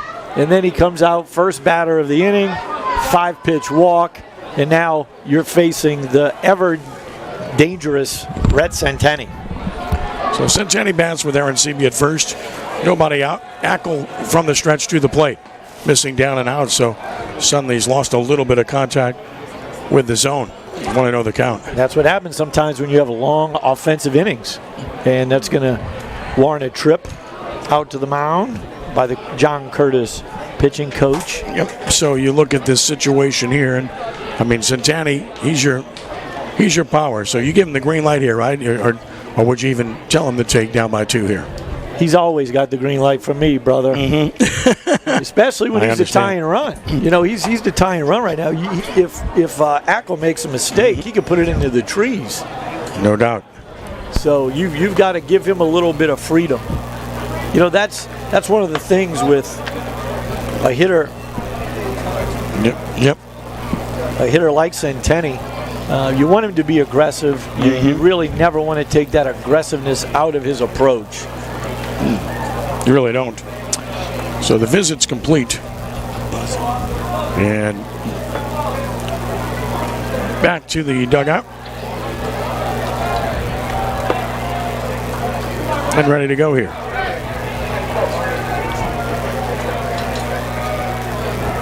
First pitch, his second pitch is the tap foul, so it's 1-1 on Centani. Now, when given the green light and you're in a hitter's count, you've got to be selective.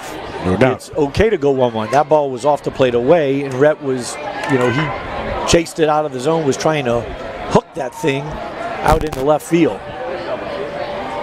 Next pitch missing, down and out, so it's 2-1 to Centani. 3-1 Patriots here in the fourth inning. And we've seen Centani when he's been at his best, and the balls he hit were deep to right center field. And this is missing, down and out, gets away. Runner will go to second.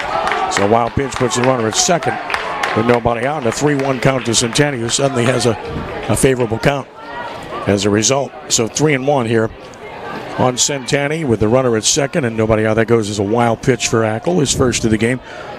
Well, he was sharp as tacks for 3 innings, and now he's scuffling with his command a little bit here in the fourth. The long offensive inning, and I did not see him down there throwing to stay loose. Sure. I've got an obstructed view here, but I didn't see him down there throwing. 3-1 pitch.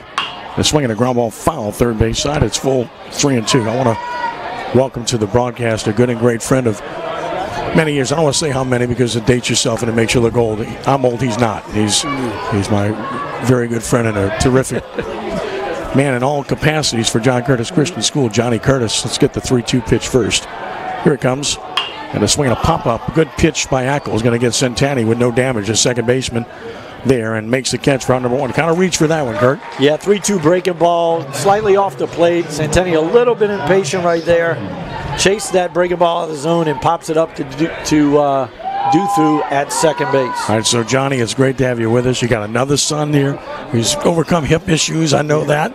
Your other son just had a big weekend for Dayton this past weekend. You saw him the previous weekend. It's been fun lately, huh? It's been fun. In this capacity, you're rocking and rolling. You're running into so many sports, but to watch your kids play, it's always fun. There's a line drive up the middle. That's a base hit. Runner had to make it go through, and he slides in the third. I'm not sure what he's sliding in the third for.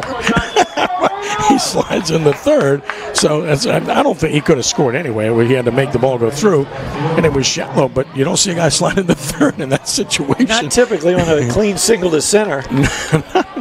You're going to get a courtesy runner at first base for Rummel. Gage Bodie will run at first base for Sterling, who had the base hit, so Bodie runs at first, and Rummel has first and third, one out for Mooney. So Jay it was great to see him in town. I know you thoroughly enjoyed that against Tulane, right? It's fun watching your kids live out their dreams and play. And I said it a couple times during the week when people ask me, is that he's a kid that he grinds out, and he's just been working and gotten a little bit better each year as he's been up there at Dayton, and he's done. I couldn't be more proud of him, whether he played every inning or no innings, but he had a great weekend, and it was fun to watch him. Runner goes from first. They're going to throw through. He's going to steal that easily, and the throw cut off smartly for John Curtis by Duthu to make sure that ball doesn't get through. So it ends up second and third, one out on the steal by Bodie. So the courtesy runner comes in and steals the base. That's what courtesy runners are in there for, right? Go run and get a bag. So that's his job. It's a huge upgrade over the catcher, Josh Sterling. It gives you another opportunity to swipe a bag. And Johnny coached this Curtis baseball team. I never will like the high schools. I don't like all this courtesy runner stuff. It's just not the game to me. Frankly, I'm real happy for the kid, and that's great. But I'm just not a big fan of all of that. There's a good pitch, strike called. It's 1-1. It was all brought up for speeding up the game. I mean, that's really what it was about. And I to be honest with you, I think we could play without the courtesy runner. Mm-hmm. There's a lot of guys out there that are really good baseball players. There's a line drive base hit to center by Mooney. One runner's going to score. They're going to send the second runner. There's a play at the plate, and he is safe at the plate. And the runner for second. It's a 2-run single by Mooney, and we're starting over again, tied at 3. So Mooney comes through with a big hit. Very aggressive coaching there to send that runner. And he took a bit of a wide turn there, Kirk, at third, but he still managed to get home. You think? He ran outside of the third base coach. That's what I'm Coach Neal at third base. He's got to do a little bit better job of cutting that inside corner. And deepening up your lead at second base will allow you to do that, but he went way outside, almost in the coach's box. O'Brien's throw got there. Just up the line. A little bit up the line. Eames couldn't quite handle it. on a tag play. We're tied at 3. The runner takes second, and now Hurstius bats. And he took it up and in for ball 1. Well, you've got another son here now. Yep. And he's waiting for the opportunity. I hear really good things about Jason. He's just a gym rat or a field rat, whatever you want to call it. And then he's probably my statistic guy. He loves sports, and I think he's probably going to be in your business one day, Ken. Tell him to call me. Yeah, and he really, I'm like, where are you rattling these things from? And, you alluded to it. He had some hip issues, and he's gone through 6 hip surgeries and fought through those. But because of that, he's kept himself in the game. And he's had to be a coach. Strike call to Hurstius. It's 1-2. And just with that, I think that progresses him. One thing that he hasn't done, and it's going to be interesting to see, is through his career, he hasn't had an opportunity to play travel baseball because of his injuries. 1-2 pitch. Hurstius took it down 2-2. So how does that translate at the high school level?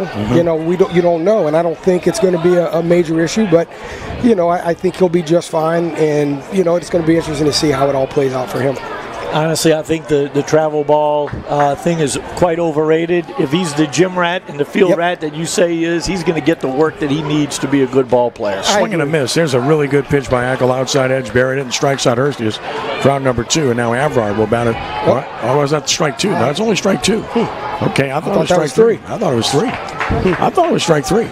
Did I miss something? And nobody's arguing, so I'm assuming we all. I guess we're all wrong. Up here shooting the bull, and yes, we got we're all right? wrong here. Okay, so 2-2 on Hurstius, and another pitch from Eckel, and he does get him anyway. So I think that's strike 3. I'm pretty sure. Yeah, that is. So that would be out number 2. So Shane fans, and here's Casey Avrado grounded to second his first time. I want to mention, this is John Curtis's home game that I'm doing a Rummel broadcast. But here's the deal. This is how you work together with this league. On Thursday, we'll have my very good friend Kevin here to do the game when it's Rummel's home game. You work with each other and you help each other so that you can maximize coverage and get things out there. And that's as it should be. Well, it's been good being in this league, isn't it? It has been really good. We've played in a variety of places, from the Houma district into the Orleans Parish districts, and again now into the Catholic League. And everybody is professional in how they treat each other. The games are always competitive. The smack talk is always high, but at the end of the day, everyone respects one another, and that's what it's about. And you can see every single game, whether it's a football game, basketball, baseball, track and field, doesn't matter. It's going to go down to the wire.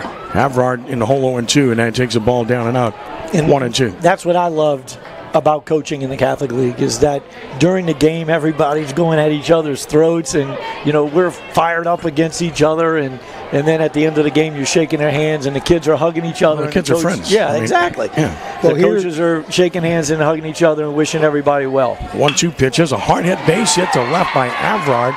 Runner's going to be stopped at third, no chance to score, but that was a shot by Avrard, and Mooney stops at third. Boy, Rummel has come alive here in the 4th inning. Some hard hit balls, and now Gavin Kennedy will bat with runners at first and third with 2 outs. No, I think I said from day one it would be a really good fit, and I told JT that, and that's certainly been the case.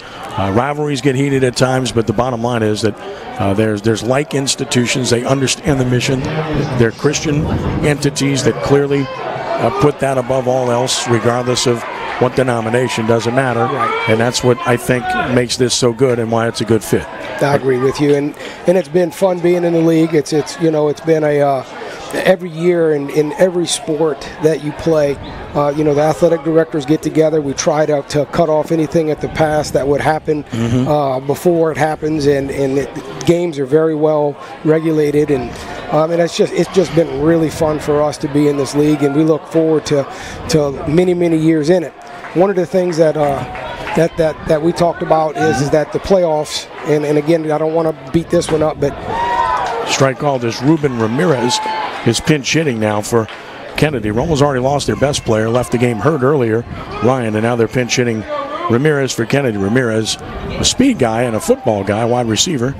It's a nice stop in the dirt. It's 1-1. You wanted to finish up? Yeah, I was just saying is that we're gonna play through this district, then we're gonna turn around in the playoffs, and we can't root for anyone else like you usually do in the past. In the past, you root for those guys. If you get eliminated in the district, then you root for your district. Guys that are in there to see them go as far as they can. Strike call to Ramirez. It's 1-2. Ruben Ramirez doesn't get to bat a whole lot. He's a courtesy runner much of the time. He's 1 for 11 on the year, Kirk. So With him, it's all about speed. He wants to try to put it in play. He does to short. Shortstop to second. Easy chance, inning over. So threat ends. Rummel able to tie the game with 2 runs, and they do it on 3 hits. No errors. Strand 2, their first 2 left. Bottom of the 4th, starting over. Tied at 3. Johnny, want to thank you for allowing us to be here tonight. We'll do the same thing Thursday night for my friend to be here as well and to be able to do the game on Thursday night. And obviously this is, again, really appreciate it. It's what it's all about, and sharing these opportunities. And you're a great friend and a good man. And keep up the great work at John Curtis Thank Christian. you, sir. Thanks for having me. Johnny, my pleasure. Thank you, buddy. Thank you, Curtis. Johnny Curtis of John Curtis Christian. We'll take a time out here. 3-3 going to the bottom of the 4th as we continue here from Mike Miley Stadium with Rummel Baseball on 106.1 FM, Nash Icon, and at NashFM1061.com. Hi, I'm John Terrio, Archbishop Rummel High School class of 1979 and managing partner of Malcolm M. Denis, Certified Public Accountants. Our firm has been serving the Gulf South region for over 60 years. We assist our clients with tax compliance and auditing. We also serve as the CFO for many of our corporate clients. We have a specialized forensic accounting group that consults with attorneys on litigation matters. We are proud supporters of Archbishop Rummel High School and the LaSallian tradition of faith, community, and service. Thank God Almighty, I'm a Raider. These are exciting times at Archbishop Rummel High School, 1901 Severn Avenue in Metairie. From a dynamic campus with many new additions to outstanding academic accomplishment, Archbishop Rummel is the place for you. From Raider Preview Night to Spend a Day, from a game day experience to experiencing Raider Pride Night, from open house to community outreach projects, come see what Archbishop Rummel has for you. Come see what it means to give one life for the sheep in the tradition of Archbishop Rummel and Christian Brothers at Rummel High School, 1901 Severn in Metairie. Visit us at RummelRaiders.com.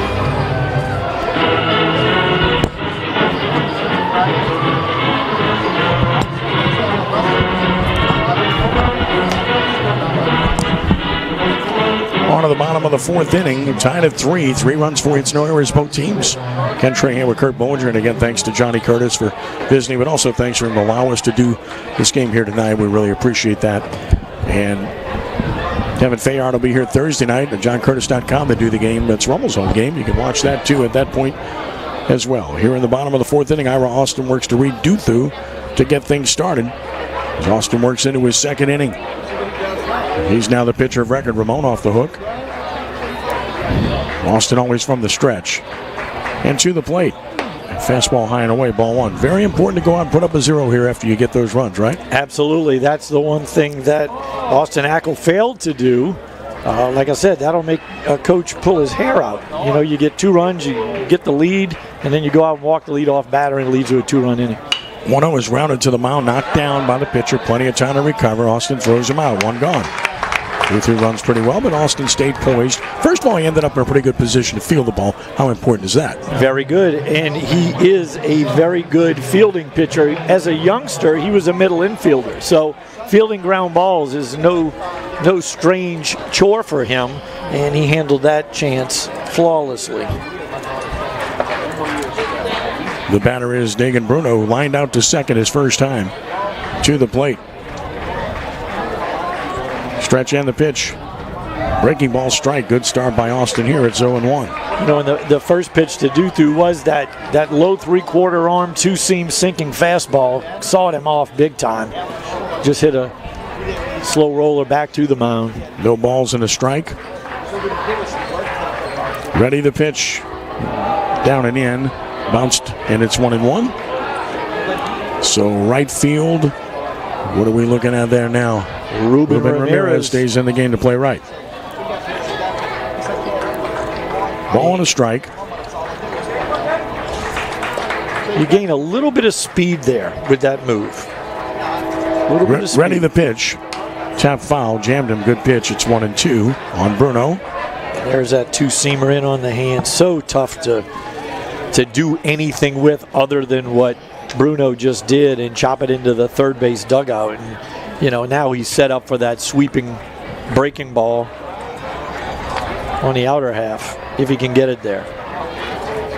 1-2 pitch from Austin on the way. Missing down and out, it's 2-2. And it was the breaking ball, just a little bit down, as you said, down and away. Dagan Bruno did a good job of laying off of that breaking ball. Now the 2-2 pitch, that's your action pitch. This ought to be the 2-seam fastball again. Get your ground ball. And the 2-2 offering. Base hit up the middle. So there's a one-out single by Dagan Bruno. Boy, and that's a big one. Your 9-hole hitter can come through and turn that lineup over. And Bruno's just done that. He's hit the ball well twice. He lined out his first time. And now Michael O'Brien will bat. That 9-hole oftentimes becomes a second leadoff hitter. It does. And we talked about it earlier with Rummel. It's huge for the back end of that lineup to get on base. So you have someone on base for Mikey Ryan to drive home. Unfortunately, Mikey Ryan had to exit with a little bit of a back issue. Hopefully that's nothing serious. Now the dangerous Michael O'Brien, a single and a run scored. He's flying to deep center. And the runner at first can run. Bruno, he took a big lead and got the attention of Austin. If I'm not mistaken, Dagan Bruno is one of the John Curtis quarterbacks. Is that true? I want to say Bruno he's the backup quarterback. Stolen base on the year. It's high and away, ball one to to O'Brien. 1-0 the count. As O'Brien, left-handed swinger. Tulane commit is back in.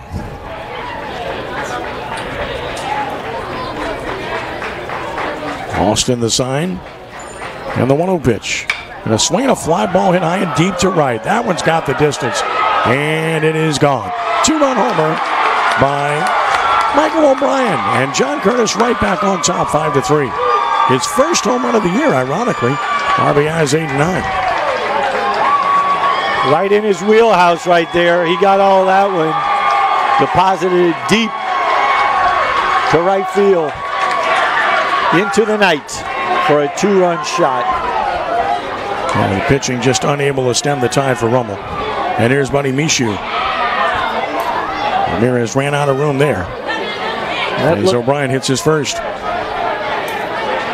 Looked like the two-seamer, middle of the plate and down, right into that lefty swing path. So here's Michoud, who's been walked and hit by pitch, and he scored a run. From the belt to the plate. Breaking ball away, ball one. To Michoud.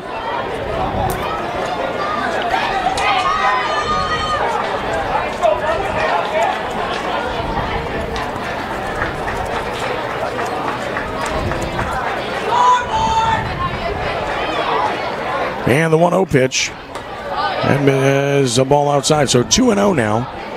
The count on Michoud. 2 balls and no strikes.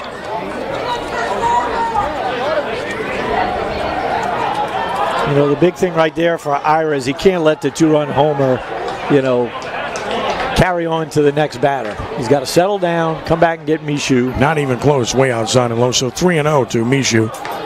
And that's what you see a lot of times with young pitchers. They give up the big fly, and then they get afraid of contact. And you can't do that. You got to come right back. It's not a huge park. This park's going to surrender home runs. It's not the end of the world. You got to bounce back quickly. 3-0 is in the middle of the plate for a strike called. It's 3-1 to Michoud. 5-3 John Curtis, bottom of the 4th inning. Short-term memory loss, most important thing for a pitcher to have. Without a doubt. 3 balls and a strike. Ready once more. Here's Austin and the pitch. And a strike is called at the letters, and it's full 3-2. Crowd didn't like that call. At least one side didn't. Full 3-2. Michoud back in. Austin is ready. From the belt. With the payoff pitch to Michoud and a swing and a miss. He struck him out for out number 2. Good job by Ira coming back. Regained his composure after going 3-0. Comes back and retires Buddy Michoud with the strikeout. So with 2 outs, here's Logan O'Neill, who singled and walked.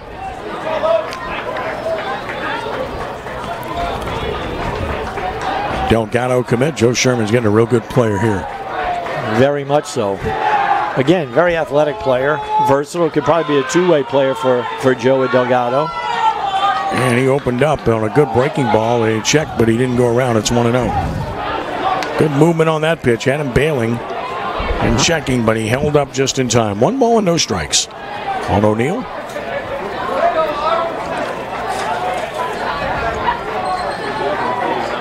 A big fan of O'Neill and O'Brien. I just think they're really good players. There's the 1-0 pitch. That's a strike called. It's 1-1. Count could easily be 0-2 right here. That check swing was appealed, but to no avail down there to the first base umpire. So we'll go with the even count, 1-1. Ready, the next pitch. Swing and a miss. Good breaking ball, and it's 1-2. Do you know how Joe sees Logan fitting into the mix over there at Delgado? Is he more of the pitcher, or is he more of the position I haven't asked him. I really haven't. I do their games, but I haven't not asked him, and I certainly will when we do their games with Eunice this weekend. And defending national champs coming to town to play Delgado, and Delgado's won 8 in a row. 1-2 the count. Stretch. And now the pitch. A fly ball down the right field line, foul. Holding at 1-2. And of course the Delgado team has 4 Rummel Raiders on that squad. Chance to see them on a regular basis. And Jake Fury and Lane LeBlanc playing most of the time. Tyler Cook occasionally, and the same of Logan Bertucci on that squad. 1-2 the count. Ready once again. Right-hander Austin delivers. Swinging a foul. Good at bat. As O'Neill, a good hitter, just keeps battling. And Ira Austin raised the arm angle on that when he came up, high three-quarter rather than the low three-quarter arm slot, which I like against the left-hander a lot more than the right-hander. With the right-hander, I prefer him to stay down lower with that arm slot to create that sink, and then that Frisbee can run away from him. 1-2 the count. Roller past the mound to second. This will be a tough chance. Nix throws, base hit, no chance. Too much speed, and O'Neill is 2 for 2. Once it got past the mound with O'Neill's speed, you knew that was big trouble. Yeah, it was a squibber right off the end of the bat. You could see the spin when it hit the turf, and then it reversed spin towards the middle of the infield. Tonight's coverage on Crescent City Sports is brought to you by Gibbs Construction, a leader in the construction industry in Louisiana and the Gulf Coast for more than 45 years, transforming dreams, visions, and plans into reality. Gibbs Construction. So it's O'Neill at first with 2 outs. He might want to do some running. Here's Mason Despo taking it away, ball 1. It has been a struggle for Rummel pitching. The fewest number of hitters they've faced in an inning is 4. A lot of base runners for the Patriots. Despo at the plate, 1-0. Stretch and the pitch. Missed away, it's 2-0. And that's one of the drawbacks of one of those 15-inning affairs. Your pitching staff is taxed. They're really, none of them are fresh, at least the guys that you saw tonight. Ramon, having pitched Saturday. Ira Austin having pitched Saturday. Again, not doing any maintenance on Sunday as a team. They obviously could do it on their own, but not being able to practice on Sunday. Strike called, it's 2-1. Makes it very difficult for these guys to bounce back. It basically only gives you one day to do any type of pitching maintenance to prepare for tonight's game. 2-1 the count. Watch the runner now. Good pitch to run on. There he goes. Pitches away. Sterling's throw is not going to get him. Easy steal. He got a big jump, and O'Neill is at second. And now a favorable 3-1 count for Despo. As O'Neill swipes second. And he's got his 13th steal of the year. Good jump right there by O'Neill. That base was stolen on Ira Austin, not Josh Sterling. Josh didn't have much of a chance at all. I don't really even think he had a real good grip on that ball. Throwing it down. Probably should have held on to it. Sidearm, Ira Austin, tough matchup against the left-hander Despo right here. No base doubt. open, 3-1. Swing and a miss. He got the fastball by him, and it's full 3-2. Yeah, you're right. There's a good view of it. Totally different with lefties against this hitter, as we saw a few moments ago. 3-2 the count.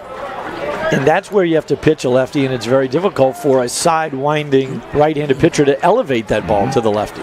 Checking the runner second, payoff pitch, and ball 4 inside. Runner steals third. So now it's first and third. With 2 outs, you've got to pay attention to a base runner. O'Neill just stole third without even a play. He's stolen 2 bags, and now it's first and third, 2 outs, and Frank Cazzo to the mound. I'm sure it's kind of what he wants to talk about. I mean, you've got to pay attention. And we've seen a few flaws The cutoff play earlier was a flaw play. And here you just didn't really pay attention.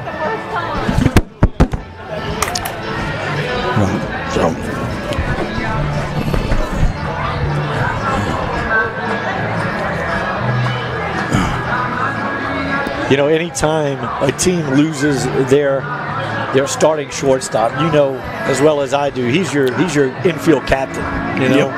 And he really commands the field. He's the field general out there. He's your quarterback, and when you lose that guy, even if you replace him with a quality shortstop, like Giancarlo Arancibia is, it's just a little bit of an adjustment that needs to be made. Timing on pickoffs and cutoffs and relays and throwdowns, all of those things come into play here. Now the Patriots with a chance to really open this game up. As Eames bats, and he has a sacrifice fly. He's 1 for 2. He's their leading average hitter on the season. First and third, 2 outs. It's been pitching out of jams all night for Rummel pitching. Check on the runners. Pitch is on the way. And that's a strike. It's 0-1. Good pitch right there by Austin, carving the outside corner with that swing back two-seam fastball. Very important to get ahead right here, and he did. And now he's got to be able to finish off Eames. One of the things we've been having trouble with the Curtis hitters lately. No balls and a strike. Check on the runners, the pitch. Look out, threw it behind him and he hit him. And that's a break that he hit him, because that might have been a wild pitch run scored. Instead, the bases are loaded, 2 outs. And that's 3 hit batters by Rummel pitching, and it's been difficult to watch if you're a Rummel fan. They're really struggling on the mound. And now you'll get Austin Ackle. I don't see any action in the bullpen. I was thinking maybe we would see Brady Schmidt down there. He's been really one of the workhorses out of the bullpen this season for the Rummel Raiders. Again, I have a little bit of an obstructed view, but I don't see any activity down there. Well, this is a big at-bat in the game. Curtis can really open this game up and become a prohibitive favorite in the game with a hit by Ackle. He's doubled already and scored a run. He's 1 for 2. Trying to help himself here. Already with the 2-run lead. Bases loaded and time called. Took too much time. Got to stay with the hard sinker here. That's his bread and butter. You don't want to get beat with your second or third pitch here. Austin ready. And the pitch to Ackle. And that's low for ball 1. And if I'm Ackle, that's what I'm looking for. I'm looking for the two-seamer out over the plate. I'm giving up the inside part of the plate. If he throws one on the inside corner, I'm taking it. I'm looking for something out over the plate so I can get the barrel on and shoot it the other way. There's the 1-0 pitch. That's not close, 2-0. They scored in the third inning, did the Patriots. In succession, hit batter, walk, hit batter. And here we've had walk, hit batter, and now a 2-0 count with the bases loaded. Austin ready. With the 2-0 pitch. And a swing and a pop-up, and the center field should be caught. Bird coasting under it is there, and he's got it. And the inning is over, so Austin gets out of it. 2-run score in the inning with 3 hits, no errors, 3 left for Curtis. They've stranded 7 runners on the night. But after 4, it's John Curtis on top of Rummel, 5-3. It's Rummel Baseball on 106.1 FM Nash Icon and at CrescentCitySports.com. Vanderbrook & Company CPAs are proud sponsors of the 2022 Raider baseball team. William Vanderbrook, a 1979 graduate of Archbishop Rummel High School and captain of the 1979 Raider baseball team, is an owner of the Metairie-based accounting firm he started in 1989, servicing Southeast Louisiana in matters of taxation, accounting, and consulting for over 30 years. The office is at 3337 North Holland Street, Suite 301 in Metairie, and you can contact them at 504-455-0762. Good luck to Coach Frank Kasser and the Raider baseball team. Raider Pride. Compass Capital Management is proud to sponsor the 2022 Raider baseball team with C.J. Bruno, class of 1966, and Ryan Bruno, class of 1993. As financial professionals serving the Metro New Orleans area, C.J. and Ryan offer employee benefits, retirement services, and life insurance for families, businesses, and individuals. Their office is located at 3445 North Causeway Boulevard, Suite 1000 in Metairie, and can be reached at 504-837-7177. 5 runs, 7 hits no errors, and 7 left for John Curtis. 3 runs, 4 hits, no errors, and 2 left for the Raiders. Curtis has had a lot of chances here in this game. And almost still in it. 5-3 going to the 5th. Ackle will be facing Evan Berg, Gavin Nix, and Giancarlo Arancibia in the 5th. Now, Ackle's pitch count is pretty high for 4 innings. It's 70. He's walked 1, struck out 4. Walk got him in trouble last half inning. And Mooney made him pay. Here's Berg, who flew out to pretty deep left. His first time on the first pitch he saw. And they had bat in the 3rd inning. Berg's got a real good future for this team. Hit that ball pretty well in his first at-bat. Another young player who's got a promising future for Rummel. Pitch missing down and away from Ackle. 1-0.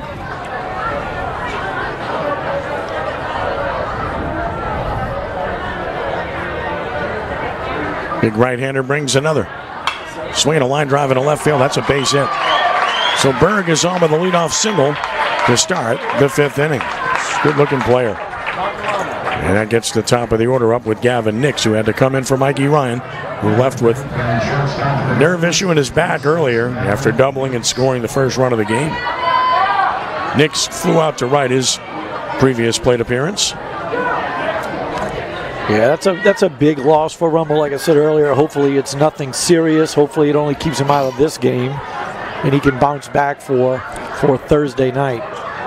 Pitch down in, a nice stop by Eames to keep the runner at first.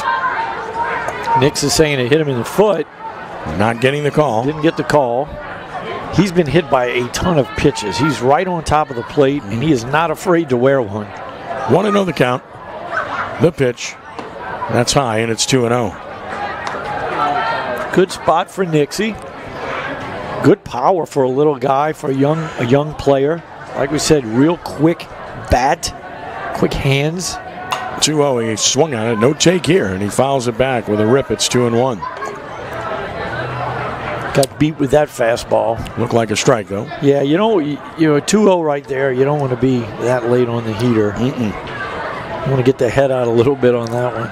Berg at first, 2-1 the count, nobody out. The pitch on the way. Swung on and missed.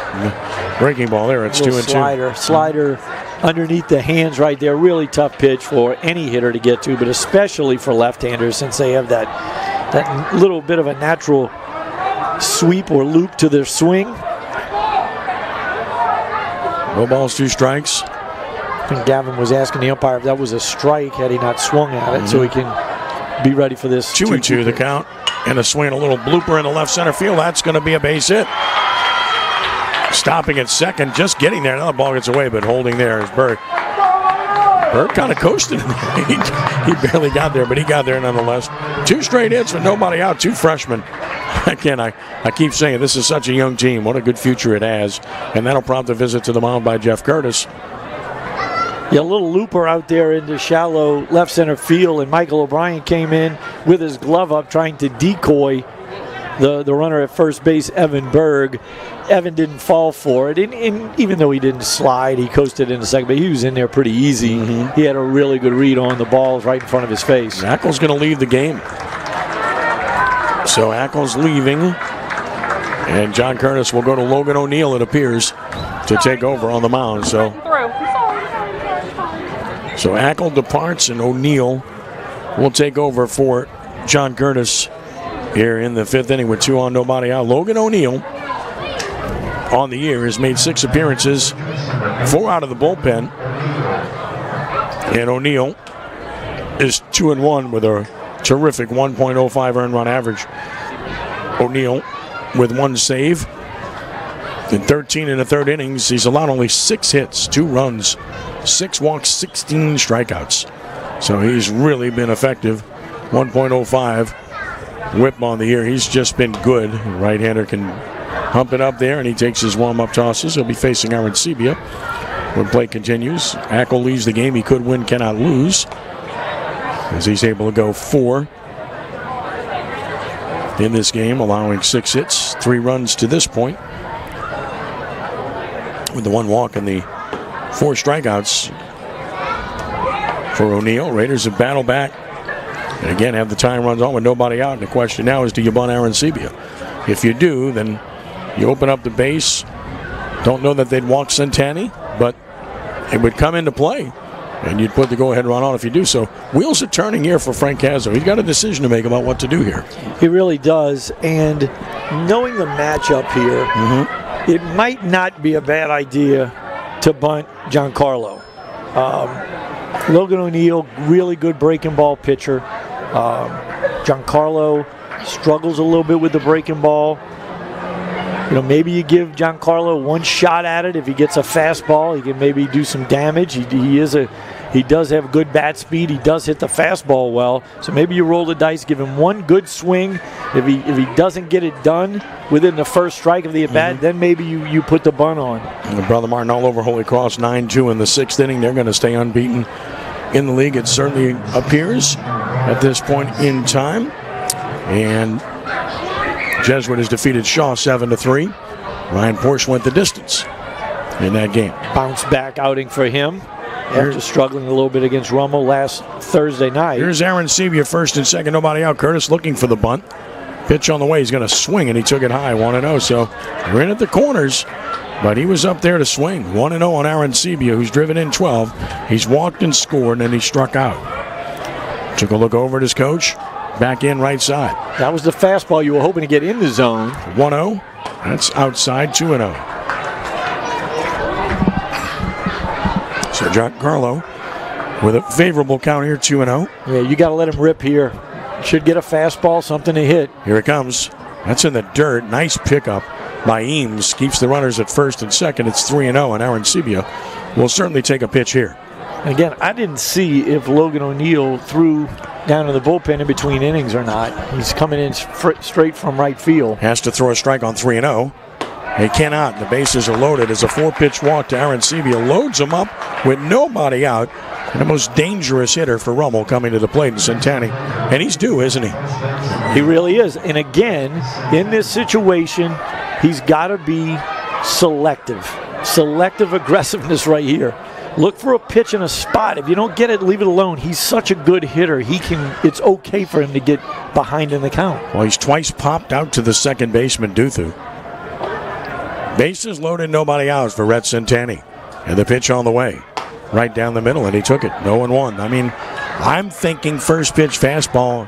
I'm swinging there. Absolutely. Fastball, middle in, pretty much center cut. That's the one you're looking for now. You're going to mess with you. You got to look away because they're going to probably go to the breaking ball right now. 0-1. Fastball again, but it's off the plate away. 1-1, interestingly enough. But staying away from him. Yeah. Nonetheless. Bases loaded, nobody out. Big chance for the Raiders. Centani trying to come through. 1-1 the count. Stretch and the pitch. And he swings at it and he fouls it. That pitch away, and he couldn't do anything with it. Fouls it out of play right side, and he's in the hole 1-2. Again, that's the fastball. It's off the plate. That's what they retired him with in his previous 2 at-bats. One a fastball off the plate, the other a breaking ball off the plate. Gotta know the strike zone here. And the outside corner has been pretty true tonight. 1-2 the count. Here's the pitch on the way. Struck him out swinging. There's a big strikeout for slider right there up out of the zone. Logan O'Neill, 1 out. That's a big out. Now they can get out of it with the double play ball. And it's a good candidate. And it's Centani's just in a little bit of a funk right now. He really is. He's caught in between right now. And Sterling. And his strike zone. Right. Has gotten away from him. Sterling has singled and scored. He's 1 for 2.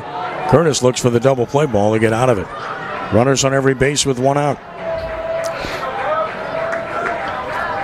Check of the runners and the pitch on the way. Right down the middle. Again, that first pitch fastball. That is the pitch you want, and it's 0-1 because it's an RBI situation. Real good pitch right there by O'Neill. Making pitches when he has to. That fastball was right on the outside corner. Not the pitch you want to swing at 0-0 right there. Here's the 0-1 pitch. That's down, and it's even 1-1. To Sterling, who's driven in 8. He's done a real good job for this team behind the plate. Singled up the middle last time. A little bit of a jam job, but he's so strong. He's able to muscle it up the middle. We'll take one of those right here. Ball on a strike. Ready the pitch. Swinging a tap foul, and O'Neill's got him in the hole 1-2. And again, teams, when they get in a jam, they're going to the outside part of the plate.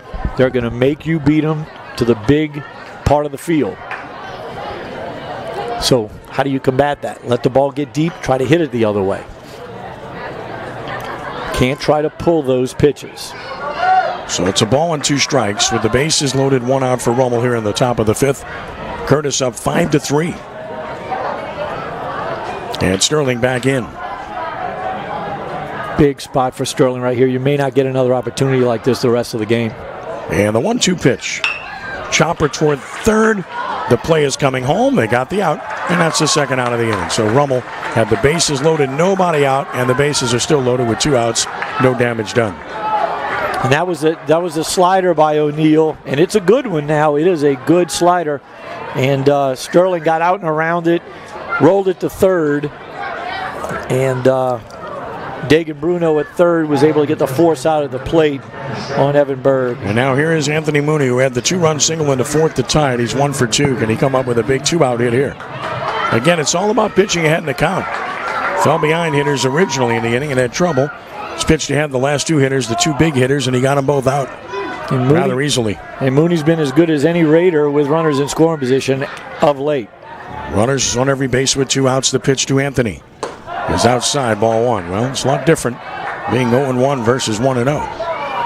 So now Anthony has to look for something on the outer half that he can do a little bit of damage with. He's not going to get a fastball in, I don't think. He did. Swinging a ground ball to third. Off the third baseman. 1 run is home, and it's 5-4. Well, Bruno went down to try to get it and did not get it. I believe that's Ackle at third. That's Ackle, pardon me. Ackle playing third. That is Ackle. So it's Ackle at third. He did not come up with it. And it's a 5-4 game. The inning stays alive for Hurstius. That was a play, for some reason, Ackle went to his knees on, and there was absolutely no reason to do that. He played that into a tough hop by doing that. Bases are still loaded with 2 outs for Hurstius, who's batted twice, struck out twice. They need to get him going. Down and out, 1-0.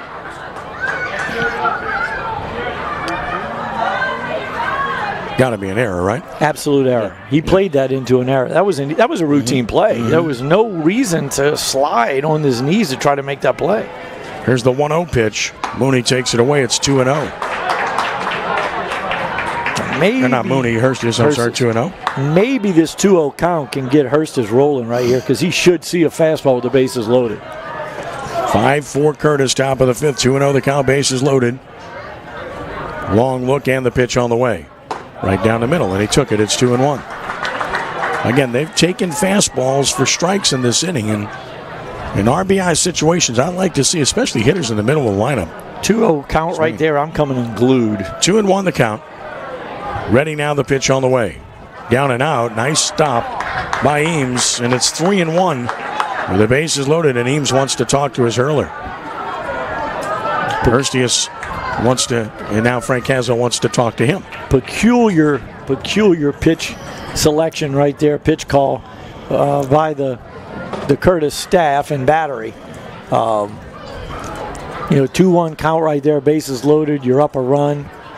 If you throw the slider there and you miss, now you're really in a fastball count to a fastball hitter. We've got 2 guys out there. Might be an injury situation. It has to be. You can't have 2 guys out there. It has to be an injury situation.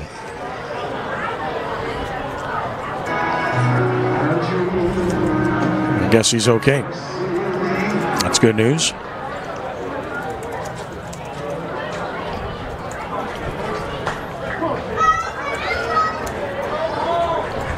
Now if you're Hurstius, you've got to look for 1 pitch in 1 spot.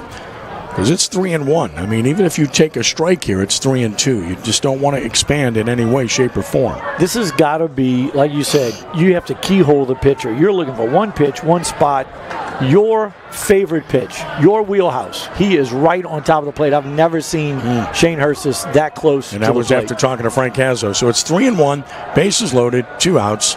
Hurstius waiting. Stretch by O'Neill. Long look. And the 3-1 pitch. And he took it right down the middle. It's full 3-2. So now the merry-go-round begins. Fastball inner half right there. And he looked like he was taking all the way. It did, and because he was so on top of the plate, he didn't have any room to get the barrel of that ball. So it did look like a take. So here we go. Bases loaded, 2 outs. Runners will take off. 3-2 the count on Hurstius. This is the pitch of the game. The runners lead, and there they go. Payoff pitch, and ball 4 low and away. We're tied at 5. Hurstius draws the walk. His 15th RBI, and we're starting over again, tied at 5. Fastball down and away, going to the sweet spot, and he just missed with it. Pulled that fastball a little bit, down and away. Hurstius does a great job of being patient right there. Take what they give you. First pitch down and out. What a save by Eames. Saves a run. Avrard, who's been swinging the bat well, singled his last trip. He's 1 for 2. It's 1-0. Great stop by Eames behind the plate. I don't even know how he did it. Terrific play. Maintains the lead for his team. There's the 1-0 pitch. Avrard took it right down the middle. It's 1-1. Avrard with a big situation here. He has a chance to do some damage. No player I'd rather have up right now for the Rummel Raiders. 4 RBI on the year for Casey. Here's the 1-1 pitch. Outside, it's 2-1. 2 singles, a walk, an error, and another walk. Error scored 1, walk scored another. We're tied at 5 here in the 5th. Even though Casey's batting average isn't what it should be, he's one of the better hitters. That's outside, and it's 3-1, and then we're in the same situation, Kurt. You got to make him throw one here, right? Absolutely. I mean, it's got to be your pitch only. So it's 3-1. O'Neill scuffling with his command, and Avrard waiting in a big spot. 3-1. Here's the pitch on the way, and that's a strike. So we're full 3-2, and once again, the merry-go-round will begin. Runners on every base will take off. 3-2 the count. Sign given. Stretch O'Neill. Runners take off. Payoff pitch. Swing and a miss. Breaking ball struck him out. Huge strikeout for O'Neill. They get out of it. Rummel ties it with 2 runs, 2 hits, 1 error. Leave 3. They've left 5. Let's take a stretch from Mike Miley. We're tied 5-5. Back in a moment with Rummel Baseball on 106.1 FM Nash Icon and at CrescentCitySports.com. These are exciting times at Archbishop Rummel High School, 1901 Severn Avenue in Metairie. From a dynamic campus with many new additions to outstanding academic accomplishment, Archbishop Rummel is the place for you. From Raider Preview Night to Spend a Day, from a game day experience to experiencing Raider Prime Night, from open house to community outreach projects, come see what Archbishop Rummel has for you. Come see what it means to give one life for the sheep in the tradition of Archbishop Rummel and Christian Brothers at Rummel High School, 1901 Severn in Metairie. Visit us at RummelRaiders.com. You wouldn't want your favorite sports team to play only offense or defense, so when it comes to insurance, why settle for someone that can handle only your auto policy? Bring your home and auto insurance to Allstate now and you can save big on both. You deserve someone that can assist you more. That's Allstate Stan. Are you in good hands?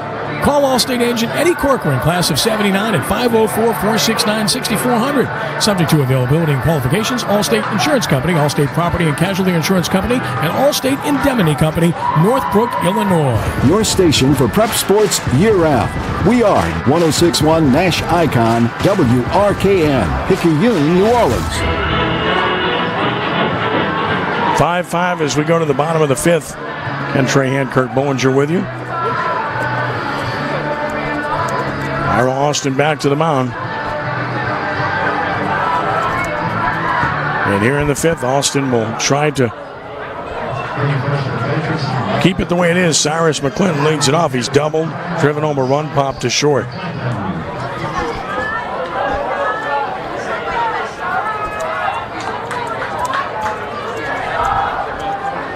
Left-hander stands in.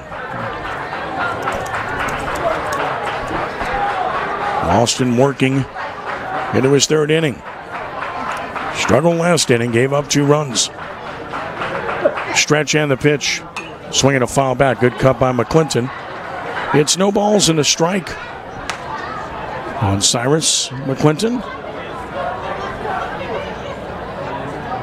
Tonight's coverage on Crescent City Sports is brought to you by the Lamarck Automotive Complex in Kenner. Lamarck Ford, #1 Ford dealer in the Metro New Orleans market, must be a reason. Austin ready with the 0-1 pitch. Breaking ball high and deep to right, but he's hooked it foul. Clinton got out in front of one and yanked it a long way, but he's foul. And it's 0-2. And again, it is... We have not gone down in order in this game. Curtis has had runners all over the bases in this game. No balls and 2 strikes. A lot of pitches being thrown tonight. Ready once more. Austin to McClinton. And he struck him out looking. Quality pitch. Fastball inside corner of the knees. Perfect pitch. 1 out. That's what you've been asking for against McClinton all night. That's it, and that's how you have to pitch him. Frozen with the good fastball and a little front door sinker. Nothing really Cyrus could do about that one. It was set up perfectly. Reed Duther will bat. He's grounded out twice. Once to third, once to the pitcher. Austin will get the sign and stretch and pitch. Away with a hook. It's 1-0. Both teams keep answering with 2 spots, right? It is. 2 in the third, 2 in the fourth for Curtis, 2 in the fourth, 2 in the fifth for Rummel. We're tied at 5, bottom of the 5th. Deuce is wild on the scoreboard. 1-0 the count. Pitch is on the way. That's way outside, so 2-0. And again, both teams have really hurt themselves with the walks and the hit batsmen in this game. And just falling behind in the count. All the time. Yeah, it's been tough to watch from a pitching perspective on either side. 2-0 the count. Austin has to come in with 1. He does, and it's a tap foul. As Duther was swinging, it's 2-1. Duther's a .324 hitter, so he's a good hitter. And they've got lineup depth on this team, and that's why their batting average is .302 as a team. 2-1 the count.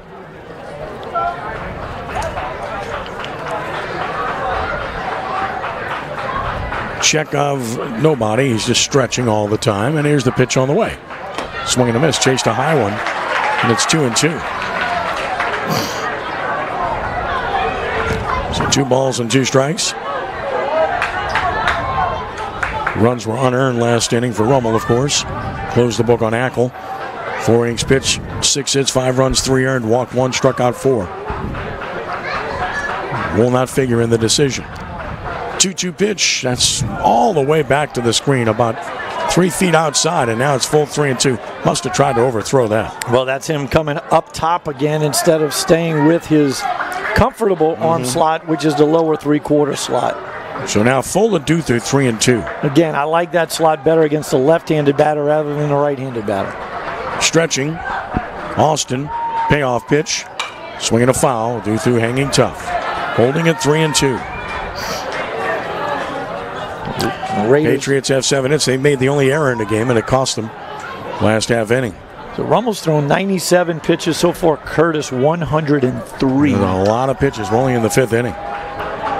Another payoff pitch to Duther from Austin is on the way, and he hit him. Would have been ball 4 anyway, but I mean, this is, it's been ugly to watch. That's the 4th hit batter by Rummel pitching tonight. And twice as the 4th ball. So you get a bruise for nothing. Yeah, I mean, a pitch you have to throw over the plate, and not even close on any of these when it's happened. That one center cut is his number 1 on his back. And now Dagan Bruno is lined to second in singles. He's had 2 good at bats, and now you got speed aboard again, and they have run tonight. They want to run, that's for sure. Duther has a pretty good lead already. Austin hopes for the ground ball. He stretches. And he pitches. And a chopper foul. It's 0-1. Again, no clean innings in this game. Yeah, the at-bat to Duther was lost on the 2-2 pitch. The 2-2 pitch that was non-competitive, probably a good 3 feet outside, all the way to the backstop. That's the action pitch, the 2-2 pitch. You have to throw that for a strike. It's got to be your best pitch in that spot with 1 out, nobody on. No balls and a strike. Ready once more is Austin. Throw to first, runner back. Duther looked like he was leaning there, looking like he wanted to go. Maybe not a bad time to hit and run. Dagan's put the ball in play 2 times. He's had 2 good at-bats, as you said. The count's not in his favor to hit and run. Stretch pitch. Breaking ball, dandy strike call. That's one of his better ones. And it's 0-2 to Bruno.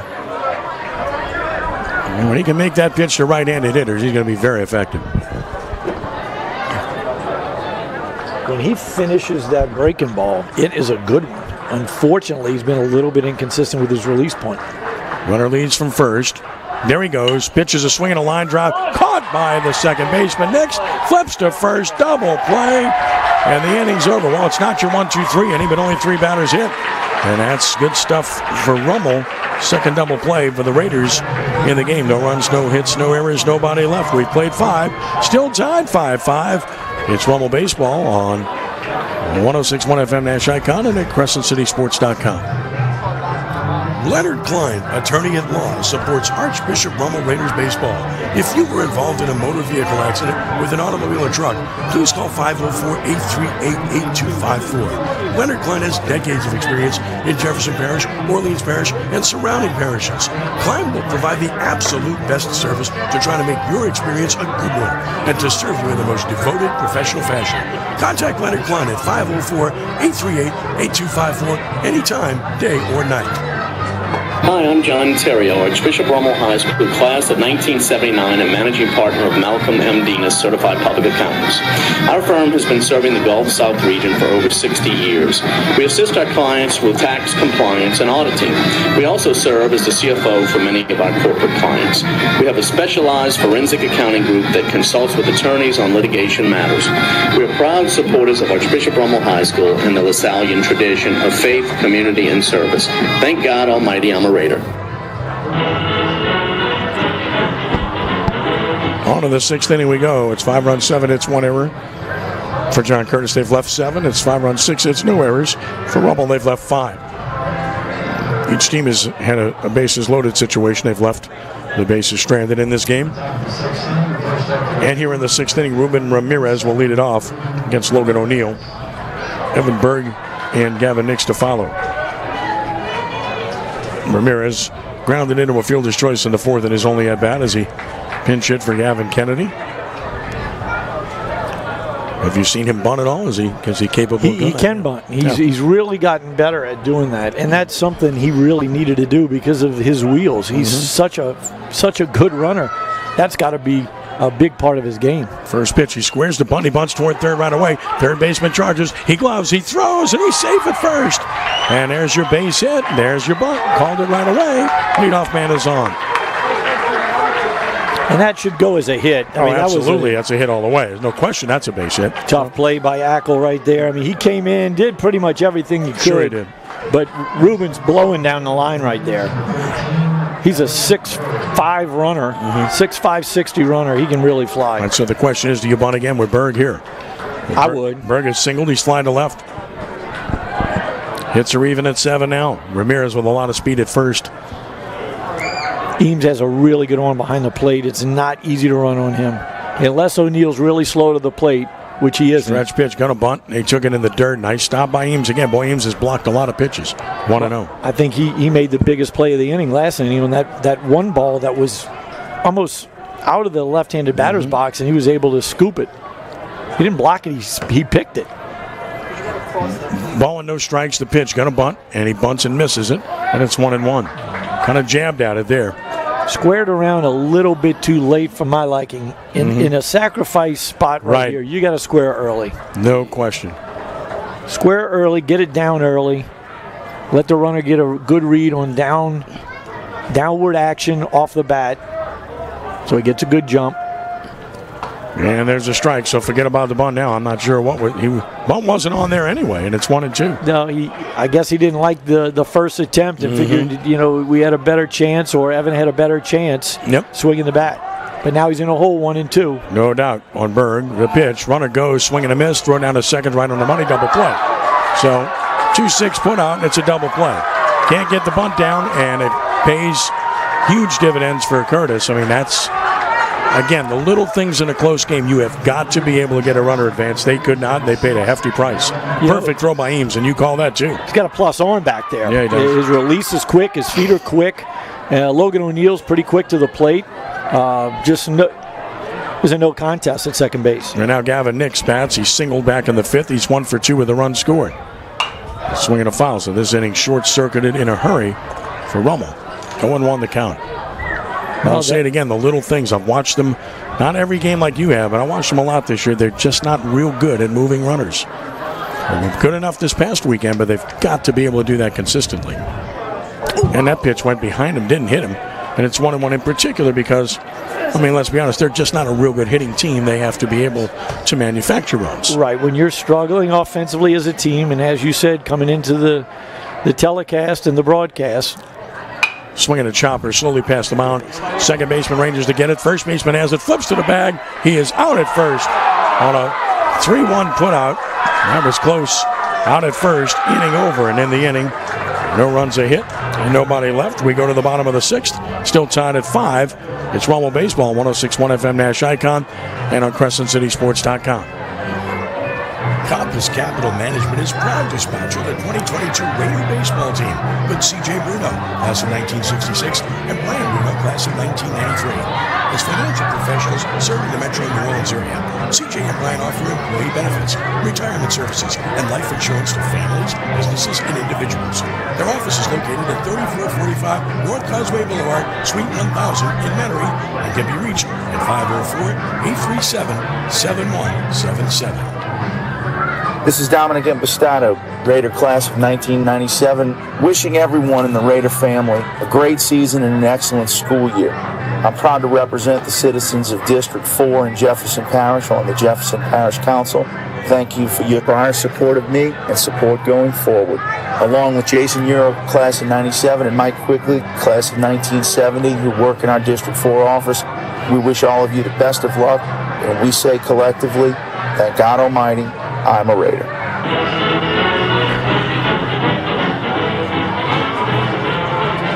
Tonight's coverage on Crescent City Sports is brought to you by Ochsner Sports Medicine Institute, treating more than 30,000 athletes a year with innovative treatments for sports injuries. Visit ochsner.org/sportsmed to learn more. Bottom of the sixth inning, still tied at 5. Kirk, what did you see on that replay? Saw Gavin Nick safe by about a foot. He was past the bag when Logan O'Neill caught the ball with his foot on the bag. Well, this is it for the game, really, because here's the heart of the order. Here's Michael O'Brien, who hit the 2-run homer earlier. He's 2 for 3, and he's hit the ball really well 3 times. Flew out the deep center in the first, singled in the third, and scored 2-run homer in the fourth off of this pitcher, Ira Austin. Well, he's their catalyst, and he's proven to be tonight. He's not let anybody down, that's for sure. Austin working into his 4th inning, 57 pitches used. And here's O'Brien to lead it off in the bottom of the 6th inning. Austin from the stretch and to the plate. And that's right down the middle for a strike. It's 0-1. Rummel corners are playing no doubles right now. Casey Averard pretty close to the line. Several steps behind the bag, as is Santani. 0-1, swing and a miss. Had him out in front of that pitch. It's 0-2. Breaking ball right there. O'Brien looking dead red. It looked like Ira took a little bit off of that breaking ball. It was a little bit slower than the breaking ball's been all night. He's definitely in front of it. No balls and 2 strikes on O'Brien. And Austin stepped off. And O'Brien steps out. And now both will engage once more. Now, if he's going to go over the top here, this would be a good time to do it and to elevate. 0-2. Swing and a miss. He got him to chase away. Well, that's a result of being ahead in the count. Austin gets him to chase for 1 out. And now he'll face Buddy Michoud, who's walked, been hit by a pitch, scored a run, and he struck out. And instead of going up top and trying to elevate, he dropped down and expanded the zone away, and O'Brien chased the 2-seamer out of the zone. Here's Michoud.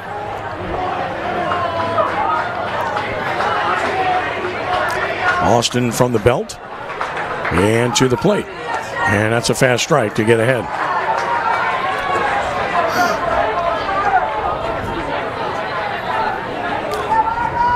No balls and 1 strike.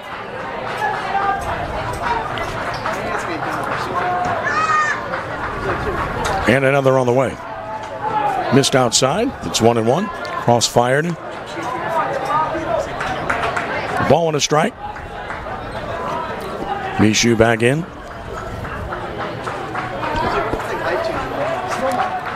Stretch again by Austin. And here's the 1-1 pitch. Strike called over the outside edge. Got the call. And it's 1-2. Great job by Josh Sterling right there, framing that fastball right on the outside corner. Might have been a hair off, but he did such a good job presenting that to the home plate umpire. He got the call. Seen two good catchers in this game. 1-2 the count. Austin deep breath sets, and he pitches.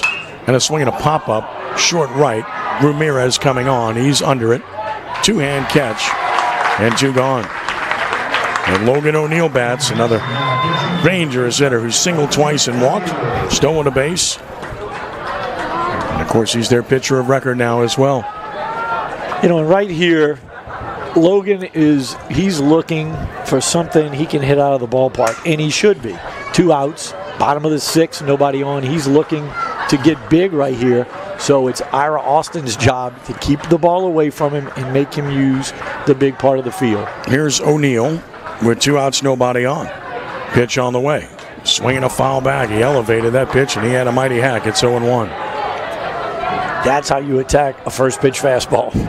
It was just a little bit too high. He couldn't catch up to it. 65 pitches now for Austin. In relief of Ramon, who went 2 innings. Officially. 2 innings plus. 0-1 the count.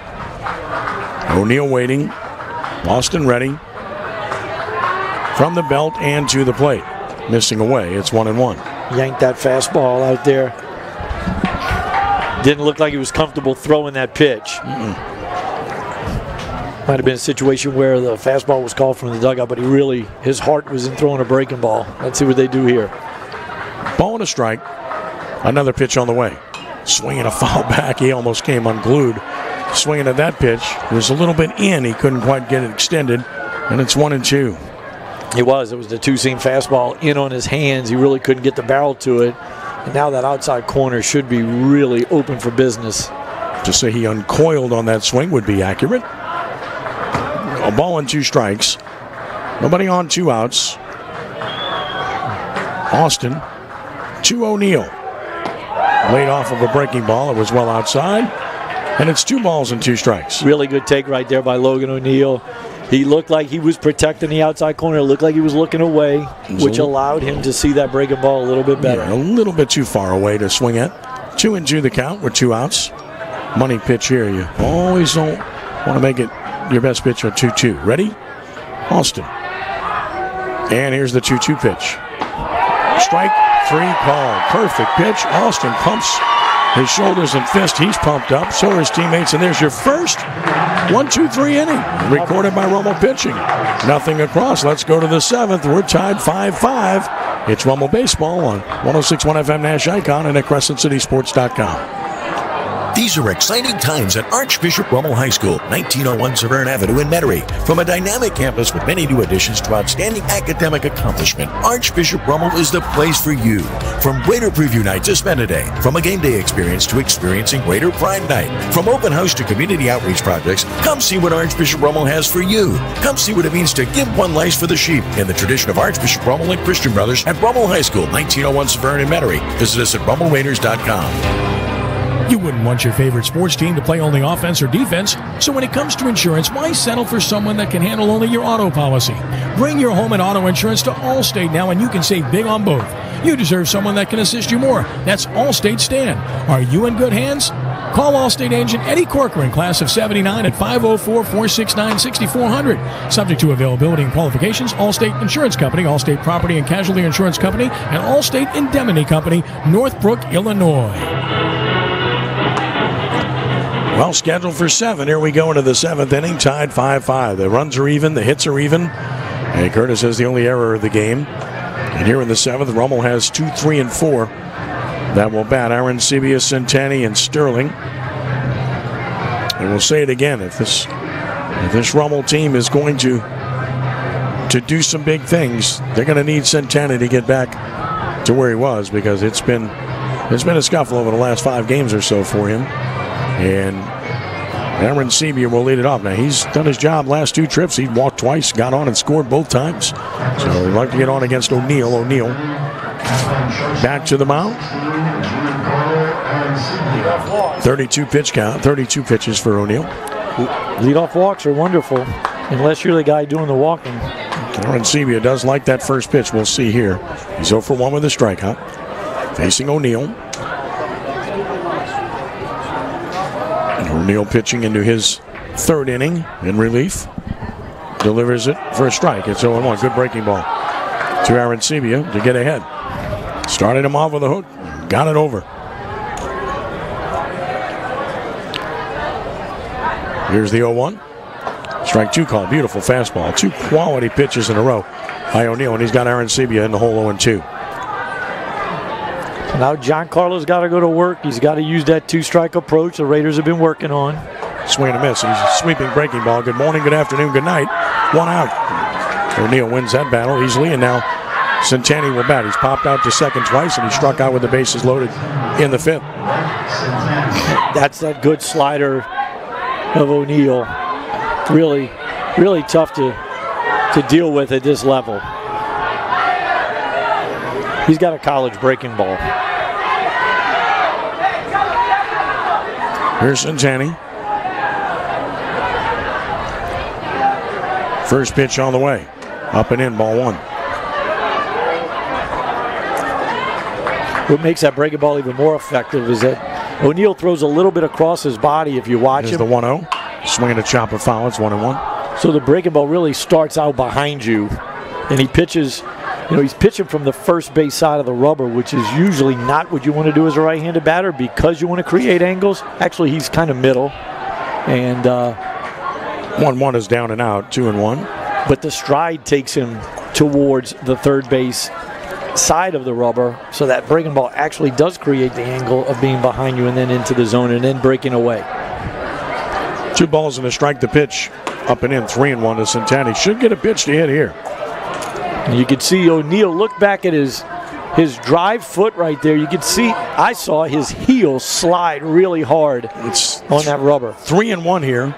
And the pitch to Rhett.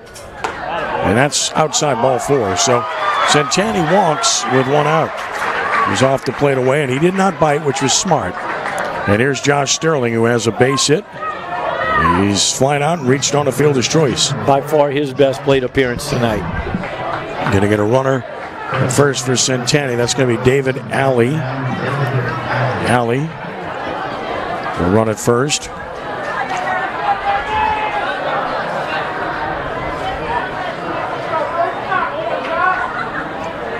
Alley does have a stolen base on the year, for what it's worth. I don't think they're going to test Eames' arm again. Nope. He's got an absolute cannon back there. They're hoping for a gapper here and see if that speed can possibly come home. Here's Sterling.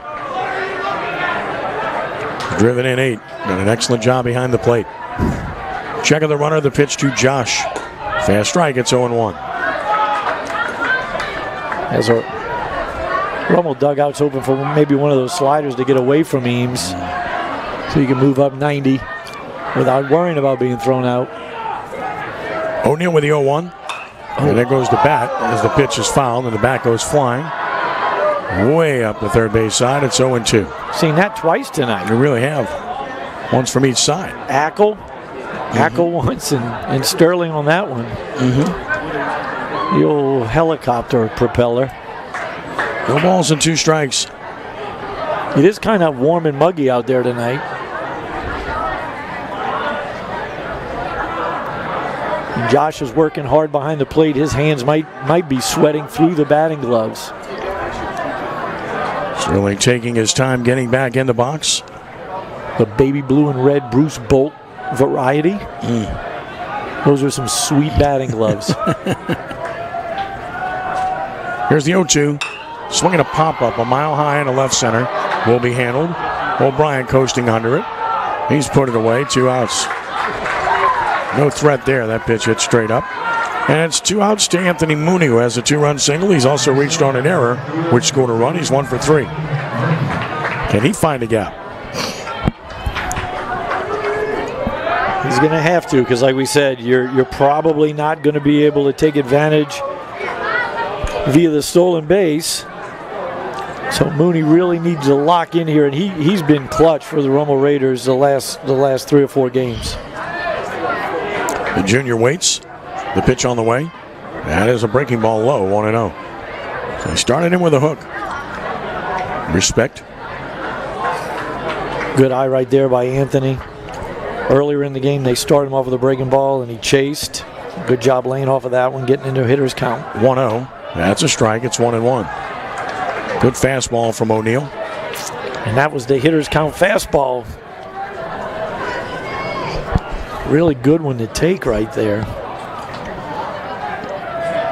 Short lead by the runner. The 1-1 pitch. Swinging a foul. It's 1-2.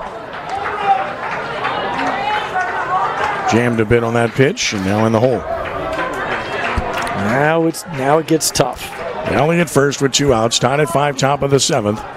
O'Neill, 1 out away, 1 strike away from taking it to the bottom of the 7th tie. 1-2 the count. Mooney waits. The pitch from O'Neill. Down and in. Eames stopped it, but the runner breaks for second. The throw down will never get him. Good base running by Alley gets him into scoring position on a wild pitch. Great read by Alley. He read that in the dirt, and he didn't hesitate. He rolled the dice, and it got away from Eames just enough to allow Alley to move up 90 feet, and that's what we were talking about. You take advantage of maybe a breaking ball in the dirt, and that's exactly what Alley did. Now sets up Anthony Mooney for a big 2-strike, 2-out RBI if he can work it. 2-2 the count. Runner in scoring position with 2 outs. In a tie ball game. Here's the stretch by Logan O'Neill. And here's the pitch on the way. And that is outside. So it's full 3-2. Fans wanted it. That pitch was off the plate. That was a ball. Yep. Good eye by Anthony right there. And I don't blame the crowd. It was a good pitch, but it was just a little bit off the plate. And if you're sitting on the side, you're not behind the plate like we are, you really can't tell if that was a ball or two off the plate like it was. 3-2 on Anthony Mooney.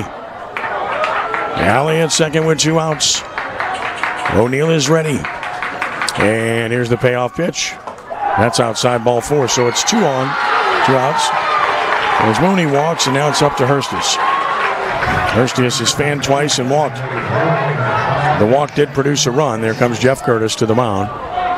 And I don't think any change is coming. I think this is just about staying calm after a couple of pitches that were close, but they were definitely balls. Pitcher always wants the calls, just like you did. The 2-2 was close. The 3-2 was not close. Mooney did a really good job of battling right there with 2 strikes.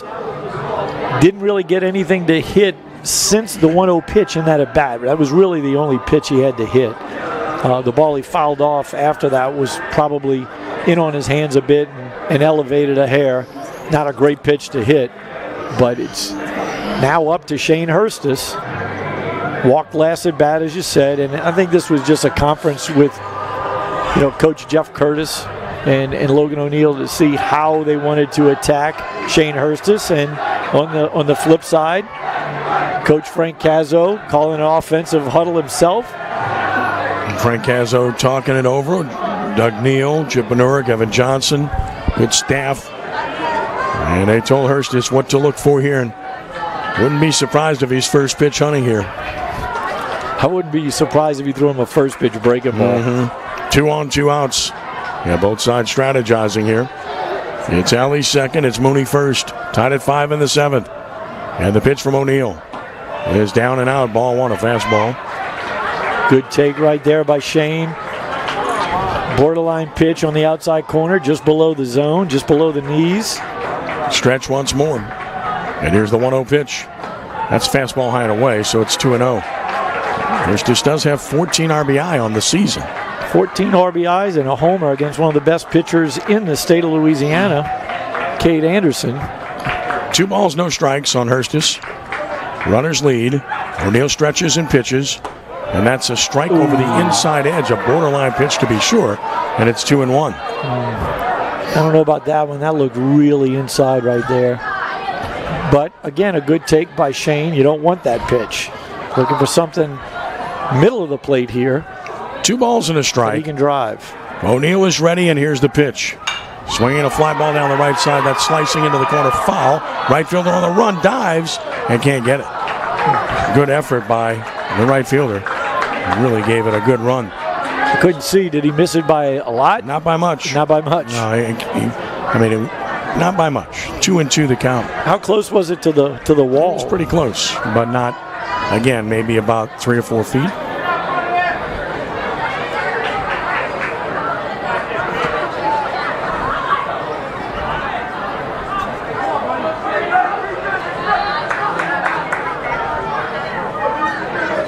Two and two the count. Shane's got to do a really good job right here of protecting that outside corner. That's probably where they're going to go, and it's probably going to be with a breaking ball, especially after he had a good swing at a fastball away there. And they've got him played as a dead opposite field hitter. 2-2 the count on Hurstis. Runners lead first and second. O'Neill is ready. And O'Neill is pitching. Struck him out swinging on a breaking ball. Curtis side goes wild as well. It should. Big pitch by O'Neill to get Hurstis. Struck him out for the third time in the game in the inning. No runs. And 2 men left on base. That's 7 left for Rummel. Now it's the bottom of the 7th. And John Curtis looking for the walk-off win. It's tied at 5. Back in a moment with Rummel Baseball on 106.1 FM Nash Icon and at CrescentCitySports.com. Leonard Klein, attorney at law, supports Archbishop Rummel Raiders baseball. If you were involved in a motor vehicle accident with an automobile or truck, please call 504-838-8254. Leonard Klein has decades of experience in Jefferson Parish, Orleans Parish, and surrounding parishes. Klein will provide the absolute best service to try to make your experience a good one and to serve you in the most devoted, professional fashion. Contact Leonard Klein at 504-838-8254 anytime, day or night. Hi, I'm John Terrio, Archbishop Rummel High School class of 1979 and managing partner of Malcolm M. Denis, Certified Public Accountants. Our firm has been serving the Gulf South region for over 60 years.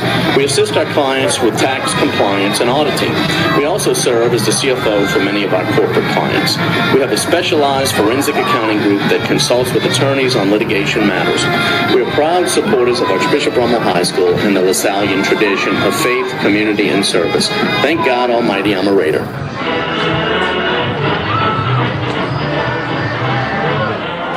Bottom of the 7th inning, John Curtis looks for the walk-off win. We're tied at 5. Ken Trahan and Kurt Bollinger with you from Mike Miley. And the Patriots had their 4, 5, and 6 hitters up. Danger zone here with Despo, Eames, and Ackle against Austin. He's battled hard, and he's pitching into his 5th inning in relief of Ramon. And he's already thrown 69 pitches. Here's Despo. He's grounded into a double play, been hit by a pitch, walked, and driven in a run. Got to be careful with him right here because he's looking to get big, too, in this spot. First pitch swung on and missed. He went for the pump, and he missed it. It's 0-1. Great sinker right there by Ira Austin. There was nothing he could do with that one. He needs to keep it right there. Big swing and a miss. He's trying to be the hero right here. That's the problem with these tie games late.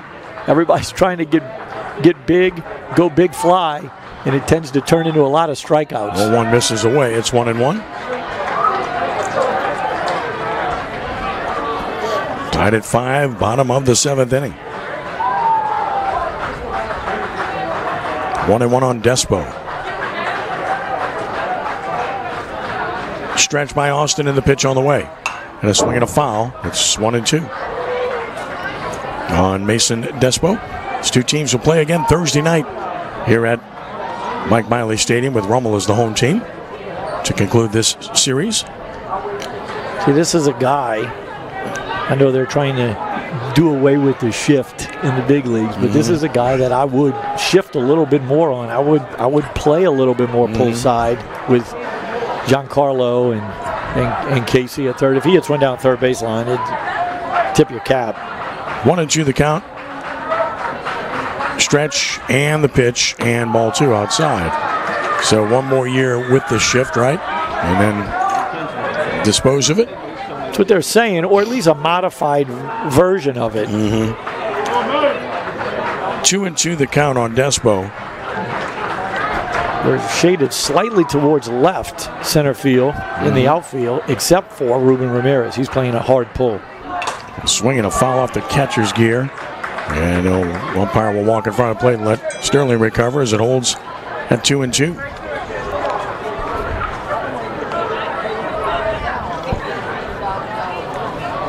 Good swing at that one by Despo. Like we said, a lot of power. Still 2 balls and 2 strikes.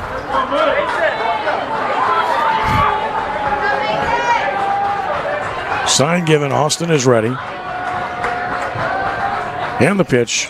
Swinging a foul back again. Holding it 2-2. Quite a battle here between these two. Now that time he went up top with the arm slot, elevated the fastball. That's when he should do that. Remains 2-2. Now he can work that sinker right off of that. Ready again. Austin from the belt.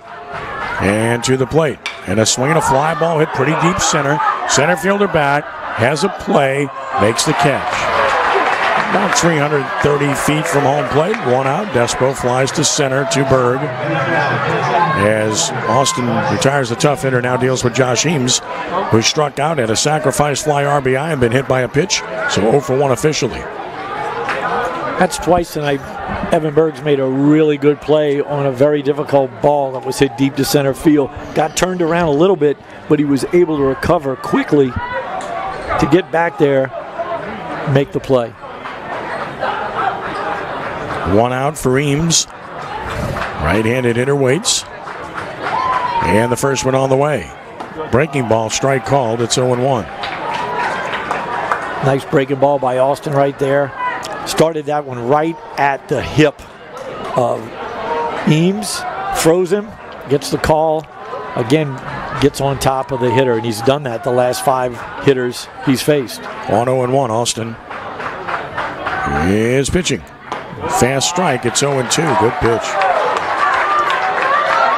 You said last inning was the first 3 up, 3 down inning, and it was probably the first inning in the game that every hitter that was faced by the Rummel pitcher was gotten ahead of in the count. No balls and 2 strikes. Austin delivers. Missed outside, and it's 1-2. Hitter would not chase. As mentioned earlier, Eames is their top average hitter on the season. He's a good one. Right on top of the plate. Again, he's going to try to steal the outside part of the plate from Austin. Austin with the 1-2 pitch. Strike 3 call. Quality pitch. Fastball got him. And that's on number 2. Quality pitch by Austin. Great pitch. Great job of framing that again by Sterling. He's really doing a good job back there tonight. Now, Tyler Mitchell was going to bat for the first time in a spot that Ackle was in. Mitchell, he will hit. Tyler Mitchell getting the opportunity. Ackle had a double and a run scored. And now we'll see Mitchell.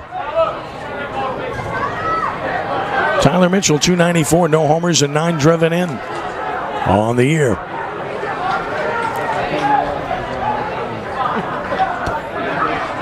And the right-handed hitter will take his time getting in. 80 pitches for Ira Austin now.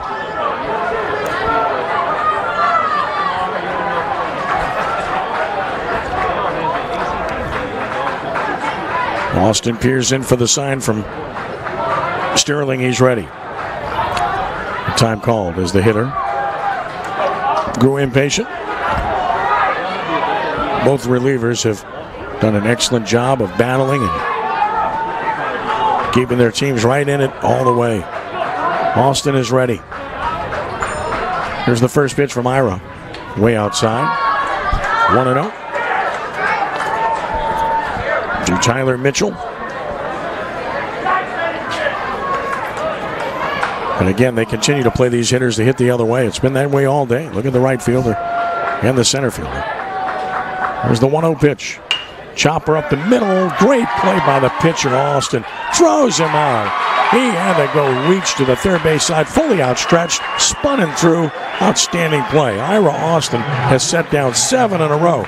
Nothing across. Guess what? It's a Rummel baseball game, so we're going to extra innings. It's a free baseball tonight. Tied at 7. We're back in a moment with Rummel Baseball on 106.1 FM Nash Icon and at NashFM1061.com. These are exciting times at Archbishop Rummel High School, 1901 Severn Avenue in Metairie. From a dynamic campus with many new additions to outstanding academic accomplishment, Archbishop Rummel is the place for you. From Raider Preview Night to Spend a Day, from a game day experience to experiencing Raider Pride Night, from open house to community outreach projects, come see what Archbishop Rummel has for you. Come see what it means to give one life for the sheep in the tradition of Archbishop Rummel and Christian Brothers at Rummel High School, 1901 Severn in Metairie. Visit us at rummelraiders.com. Vanderbrook & Company CPAs are proud sponsors of the 2022 Raiders baseball team. William Vanderbrook, a 1979 graduate of Archbishop Rummel High School and captain of the 1979 Raider baseball team, is an owner of the Metairie-based accounting firm he started in 1989, servicing Southeast Louisiana in matters of taxation, accounting, and consulting for over 30 years. The office is at 3337 North Elliott Street, Suite 301 in Metairie, and you can contact him at 504-455-0762. Good luck to Coach Frank Cazzo and the Raider baseball team. Raider Pride. Well, we're going to extra innings here from Mike Miley Stadium, where Rummel and John Curtis are tied 5-5. Ken Trahan, Kurt Bollinger with you. Raiders will have Avrard, Ramirez, and Berg due up against O'Neill here in the 8th. O'Neill 54 pitches in relief. And he goes into his 4th inning of work, facing Avrard, who singled in 3 trips, grounded out, struck out. First pitch from O'Neill. Swinging a foul. Avrard went up there swinging. It's 0-1. Pitch got in on him a little bit. Shout out to Joel Hanberry, a great friend who's been an awesome person and friend for many years, who's done a fantastic job for John Curtis all these years. And his sons are wonderful people, great family, and just a blessing to always see the Hanberry family. Here's a strike called. It's 0-2 to Avrard. So O'Neill quickly gets ahead of him. Good breaking ball right there. Avrard did the right thing, though. Unless he's quickly the 0-2 in the dirt. 1-2. Unless he's sitting on that breaking ball, he should have took it. So a ball and 2 strikes. Really, to hit O'Neill, you have to look to try to hit a line drive right over the second baseman's head. O'Neill getting the sign from Eames, the 1-2. Ground ball foul as he yanked the breaking ball foul to stay alive. At 1-2. Casey's been hot of late. He has a hit tonight.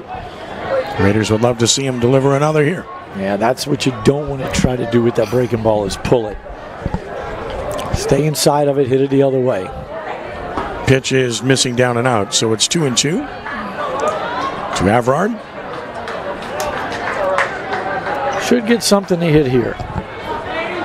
He's back in. O'Neill has the sign, kicks and deals. Swung on a miss. Big old breaking ball, and Avrard can't make connections. He strikes out for the 2nd straight time. 1 gone. Ruben Ramirez will bat. Ramirez bunted for a hit in the 6th. He's also grounded into a fielder's choice. Mighty bunt again. You can't be surprised by the breaking ball right there with 2 strikes. Mm-mm. That ball was well off the plate. Right. And he got it chased there. Again, that all goes back to the 2-strike approach. Yep. No question. Pitches a ball. It's 1-0. To Ruben Ramirez, who swings and hits it up the middle. Tough chance, shortstop Rangers to get it. Throw to first, and he's out at first. Good play. Out at first. Good call. Definitely out. Mishu threw him out. 2 gone. Good play by Mishu. With Ramirez's speed, you knew it was going to be close. Didn't quite hit it hard enough to get it deep enough up the middle. I thought the lack of sharpness was going to allow him to beat that out because it wasn't hit all that hard. Yeah. But Mishu did a really good job of ranging to his left, and he got rid of it in a heartbeat. There's Berg, who singled in 3 trips. Pitch is on the way. And that's a strike. It's 0-1. O'Neill's fastball looks like it's gotten better as he's going. Well, he's at 63 pitches, so, he's still got plenty in the tank. And breaking ball missing away. Good take by Berg. It's 1-1. The first 2 innings, I think, was more like him just getting loose. I really don't think he did a lot of throwing down there. Another pitch on the way to Berg. And this is down and out. And it's 2 balls and a strike. The scoreboard was wrong. 2-1 on Evan Berg. Back in right side. The 2-1. That's right down the middle. Fastball, that's a pitch you want to hit. 2-2. Yeah, 2-1 heater right down Broadway. You got to jump on that one. I know Evans probably kicking himself, but again, that breaking ball is in the back of their mind. And now here it comes, 2-2. There's the breaking ball, but it's high. That one was a slower variety. Didn't have the sharp movement. Yeah, he's run at full 3-2. Took a little bit off of that, didn't finish it. That's why it stayed out there arm side, never did really come back. So 3-2 to Berg. Wouldn't be surprised if he sees a 3-2 breaking ball right here. And O'Neill with a payoff pitch. Struck him out swinging. What an inning for O'Neill. He blows him away. And in the last 2 innings, he struck out 4. You mentioned it. He's getting better. Nothing across. We go to the bottom of the 8th, still tied at 5. It's Rummel Baseball on 106.1 FM and CrescentCitySports.com. This is Dominic Impastato, Raider class of 1997, wishing everyone in the Raider family a great season and an excellent school year. I'm proud to represent the citizens of District 4 in Jefferson Parish on the Jefferson Parish Council. Thank you for your prior support of me and support going forward. Along with Jason Euro, class of 97, and Mike Quigley, class of 1970, who work in our District 4 office, we wish all of you the best of luck, and we say collectively, thank God Almighty, I'm a Raider. You wouldn't want your favorite sports team to play only offense or defense, so when it comes to insurance, why settle for someone that can handle only your auto policy? Bring your home and auto insurance to Allstate now, and you can save big on both. You deserve someone that can assist you more. That's Allstate Stan. Are you in good hands? Call Allstate agent Eddie Corcoran, class of 79, at 504-469-6400. Subject to availability and qualifications, Allstate Insurance Company, Allstate Property and Casualty Insurance Company, and Allstate Indemnity Company, Northbrook, Illinois. Well, I guess at this point, Kirk, it becomes a question of how long can Ira Austin go. 82 pitches as he works in the bottom of the 8th inning, going into his 6th inning of work. It's almost like a starting pitcher getting close to a complete game here, the way he's hung in there and pitched in this game. And that one rough inning, and then he's bounced back and pitched very well since. 3 shutout innings since then. We've seen that happen before. 2 guys last Saturday night, practically threw complete games in relief. Well, here in the 8th inning, bottom of the 8th innings, Cyrus McClinton leads it off. He's got a double. He's 1 for 3. Austin's first pitch on the way, and a swing and a foul to left. It's 0-1. McClinton aggressive. He goes up swinging, doesn't he? Surely does, and he's gonna attack the fastball away. I mean, like we said, that's his strength, and he's strong enough to hit that ball that is on the outer half of the plate, out of the ballpark here at Mike Miley. No balls and a strike. Next pitch, missed the outside edge, 1-1. Cyrus McClinton's got his Hunter Pence pants on. Pants way above the knees, look like football pants. A lot of socks showing. Ball and a strike. Austin is ready. Austin is pitching. And a chopper slowly right side. This could be trouble. Nobody covering first. The pitcher makes it himself. That's an athletic play by Austin. He fielded it on the run, and he saw nobody there, so he just raced to the bag and won it easily for out number 1. And that's exactly how you handle that tweener right there. The first baseman cannot wait. He's got to attack the ball, and then the pitcher attacks the ball, staying on a straight line to the bag. If he catches it, he does exactly what he did. Catch it, keep running to the bag, make the play. If he doesn't catch it, the first baseman will flip it to him as he continues on his path to first base for the putout. So 1 gone, and here's Duthu. And the first pitch. Ground ball is short. Aaron Seaby's got to come get that. He gloves it, throws it, and he threw it away. Well, you could see he was in trouble right away. He stayed back on that ball. You have got to come get that ball. Sat back on that one, and then he tried to rely on the arm strength that he has. Had to rush to throw because Duthu, he can run, and he let that one fly high and over the head of Red Santani at first base. Now the winning run is on with 1 out, and you know they want to run. And Duthu can run, as you mentioned. And barring a double play, that means O'Brien's going to bat in the inning, too. So here's Bruno. I mean, again, the plays you don't make. That's the first error on Rummel. And again, not to make excuses, but they lost their shortstop early in the game. Again, that's a ball you've got to come get. On AstroTurf, you've got to come get that ball. You know you're going to get a true hop. Field it on the run. Fast strike, it's 0-1. And Giancarlo usually does that. He just did not do it in that instance. And again, he may not know the speed of Duthu. No balls and a strike. Now you really got to play no doubles. Casey Averard is really in tight at third. Pitch is just missing the outside edge. Quality pitch, but called the ball, and it's 1-1. Might have made just an inch off the plate or two. He's close to the line to a degree, but he's way too shallow. If Dagan Bruno hits one sharply down the line, I don't know if he's going to be able to get to it. Right, the bunt won't beat you, a double will. Right. 1-1 the count. Bruno waits.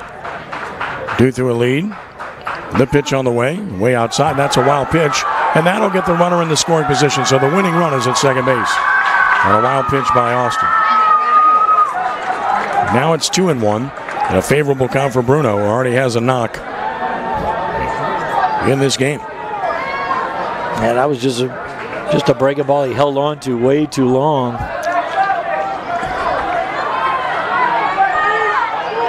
Yanked it way out of the strike zone. Now the potential winning run is only 180 feet away. 2-1. The stretch once more. And the pitch on the way. And a swing and a line drive base hit to right should be the game winner. Runner to third, he will score, and John Curtis has won this game by the score of 6-5. A walk-off RBI single by Dagan Bruno. Here in the 8th inning, and the Patriots continue their dominance at Rummel as they win this one 6-5 in 8 innings as Bruno drives in his 8th run of the year, and the error comes home to roost, Kirk. You make a mistake against a good team, you're going to pay a stiff price. Yes, you will, and it was. Unfortunately, it was a routine play that we didn't make. It set the table for Dagan Bruno, who comes up big in that spot and delivers the game-winning RBI to right field to give the John Curtis Patriots the victory.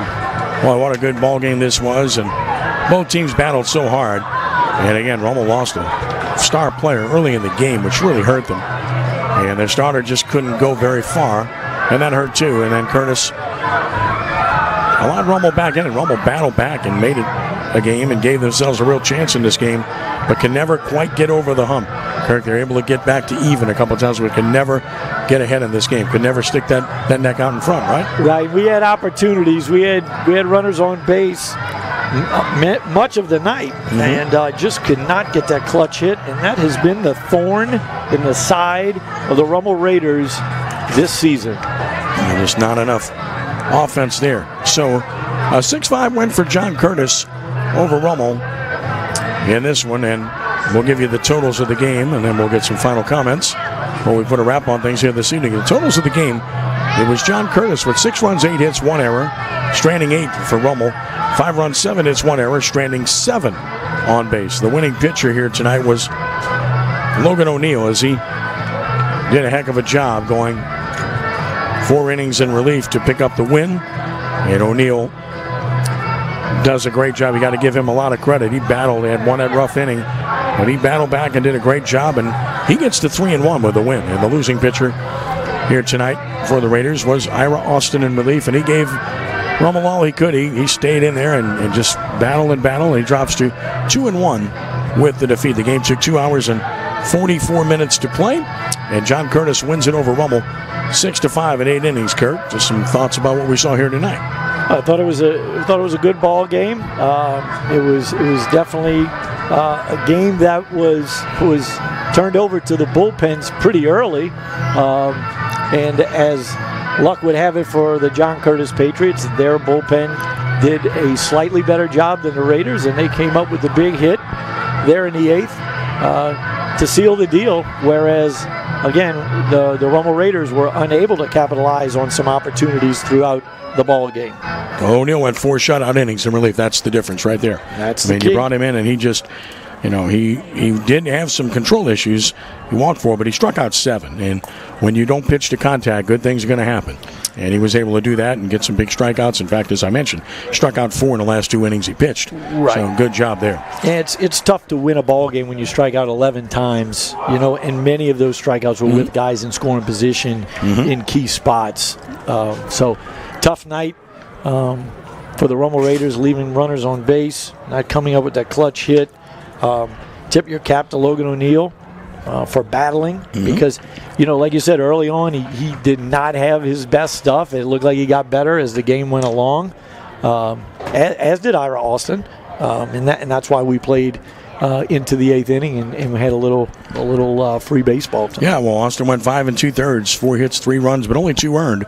Walked 1, struck out 6. The error turned out to be the big play of the game. I mean, it just opened things up. And again, when you have hitters at the bottom of the order, boy, what a distinct advantage that is. And Curtis, you had their 9-hole hitter, Bruno, with 2 hits in the game, including the game winner, and that's big. So, big win for John Curtis tonight. They win at 6-5. The Patriots improved to 13-9, 5-2 in District 9-5A. Raiders dropped to 14-11-1, and they are 4-1 in the league. And Curtis has beaten Rummel 7 straight times now. And they play again on Thursday night here at Mike Miley Stadium in the finale of the series. I want to thank Rudy Dixon in the studio and radio control. And thanks to Matt and Chip Merritt here as well for CrescentCitySports.com. And thanks to Kirk Bullinger. Our final again, 6-5, John Curtis Christian over Archbishop Rummel. This is Ken Trahan from Mike Miley Stadium saying thanks for joining us and be a good sport. And God bless you one and all. We are rounding third and heading home. So long.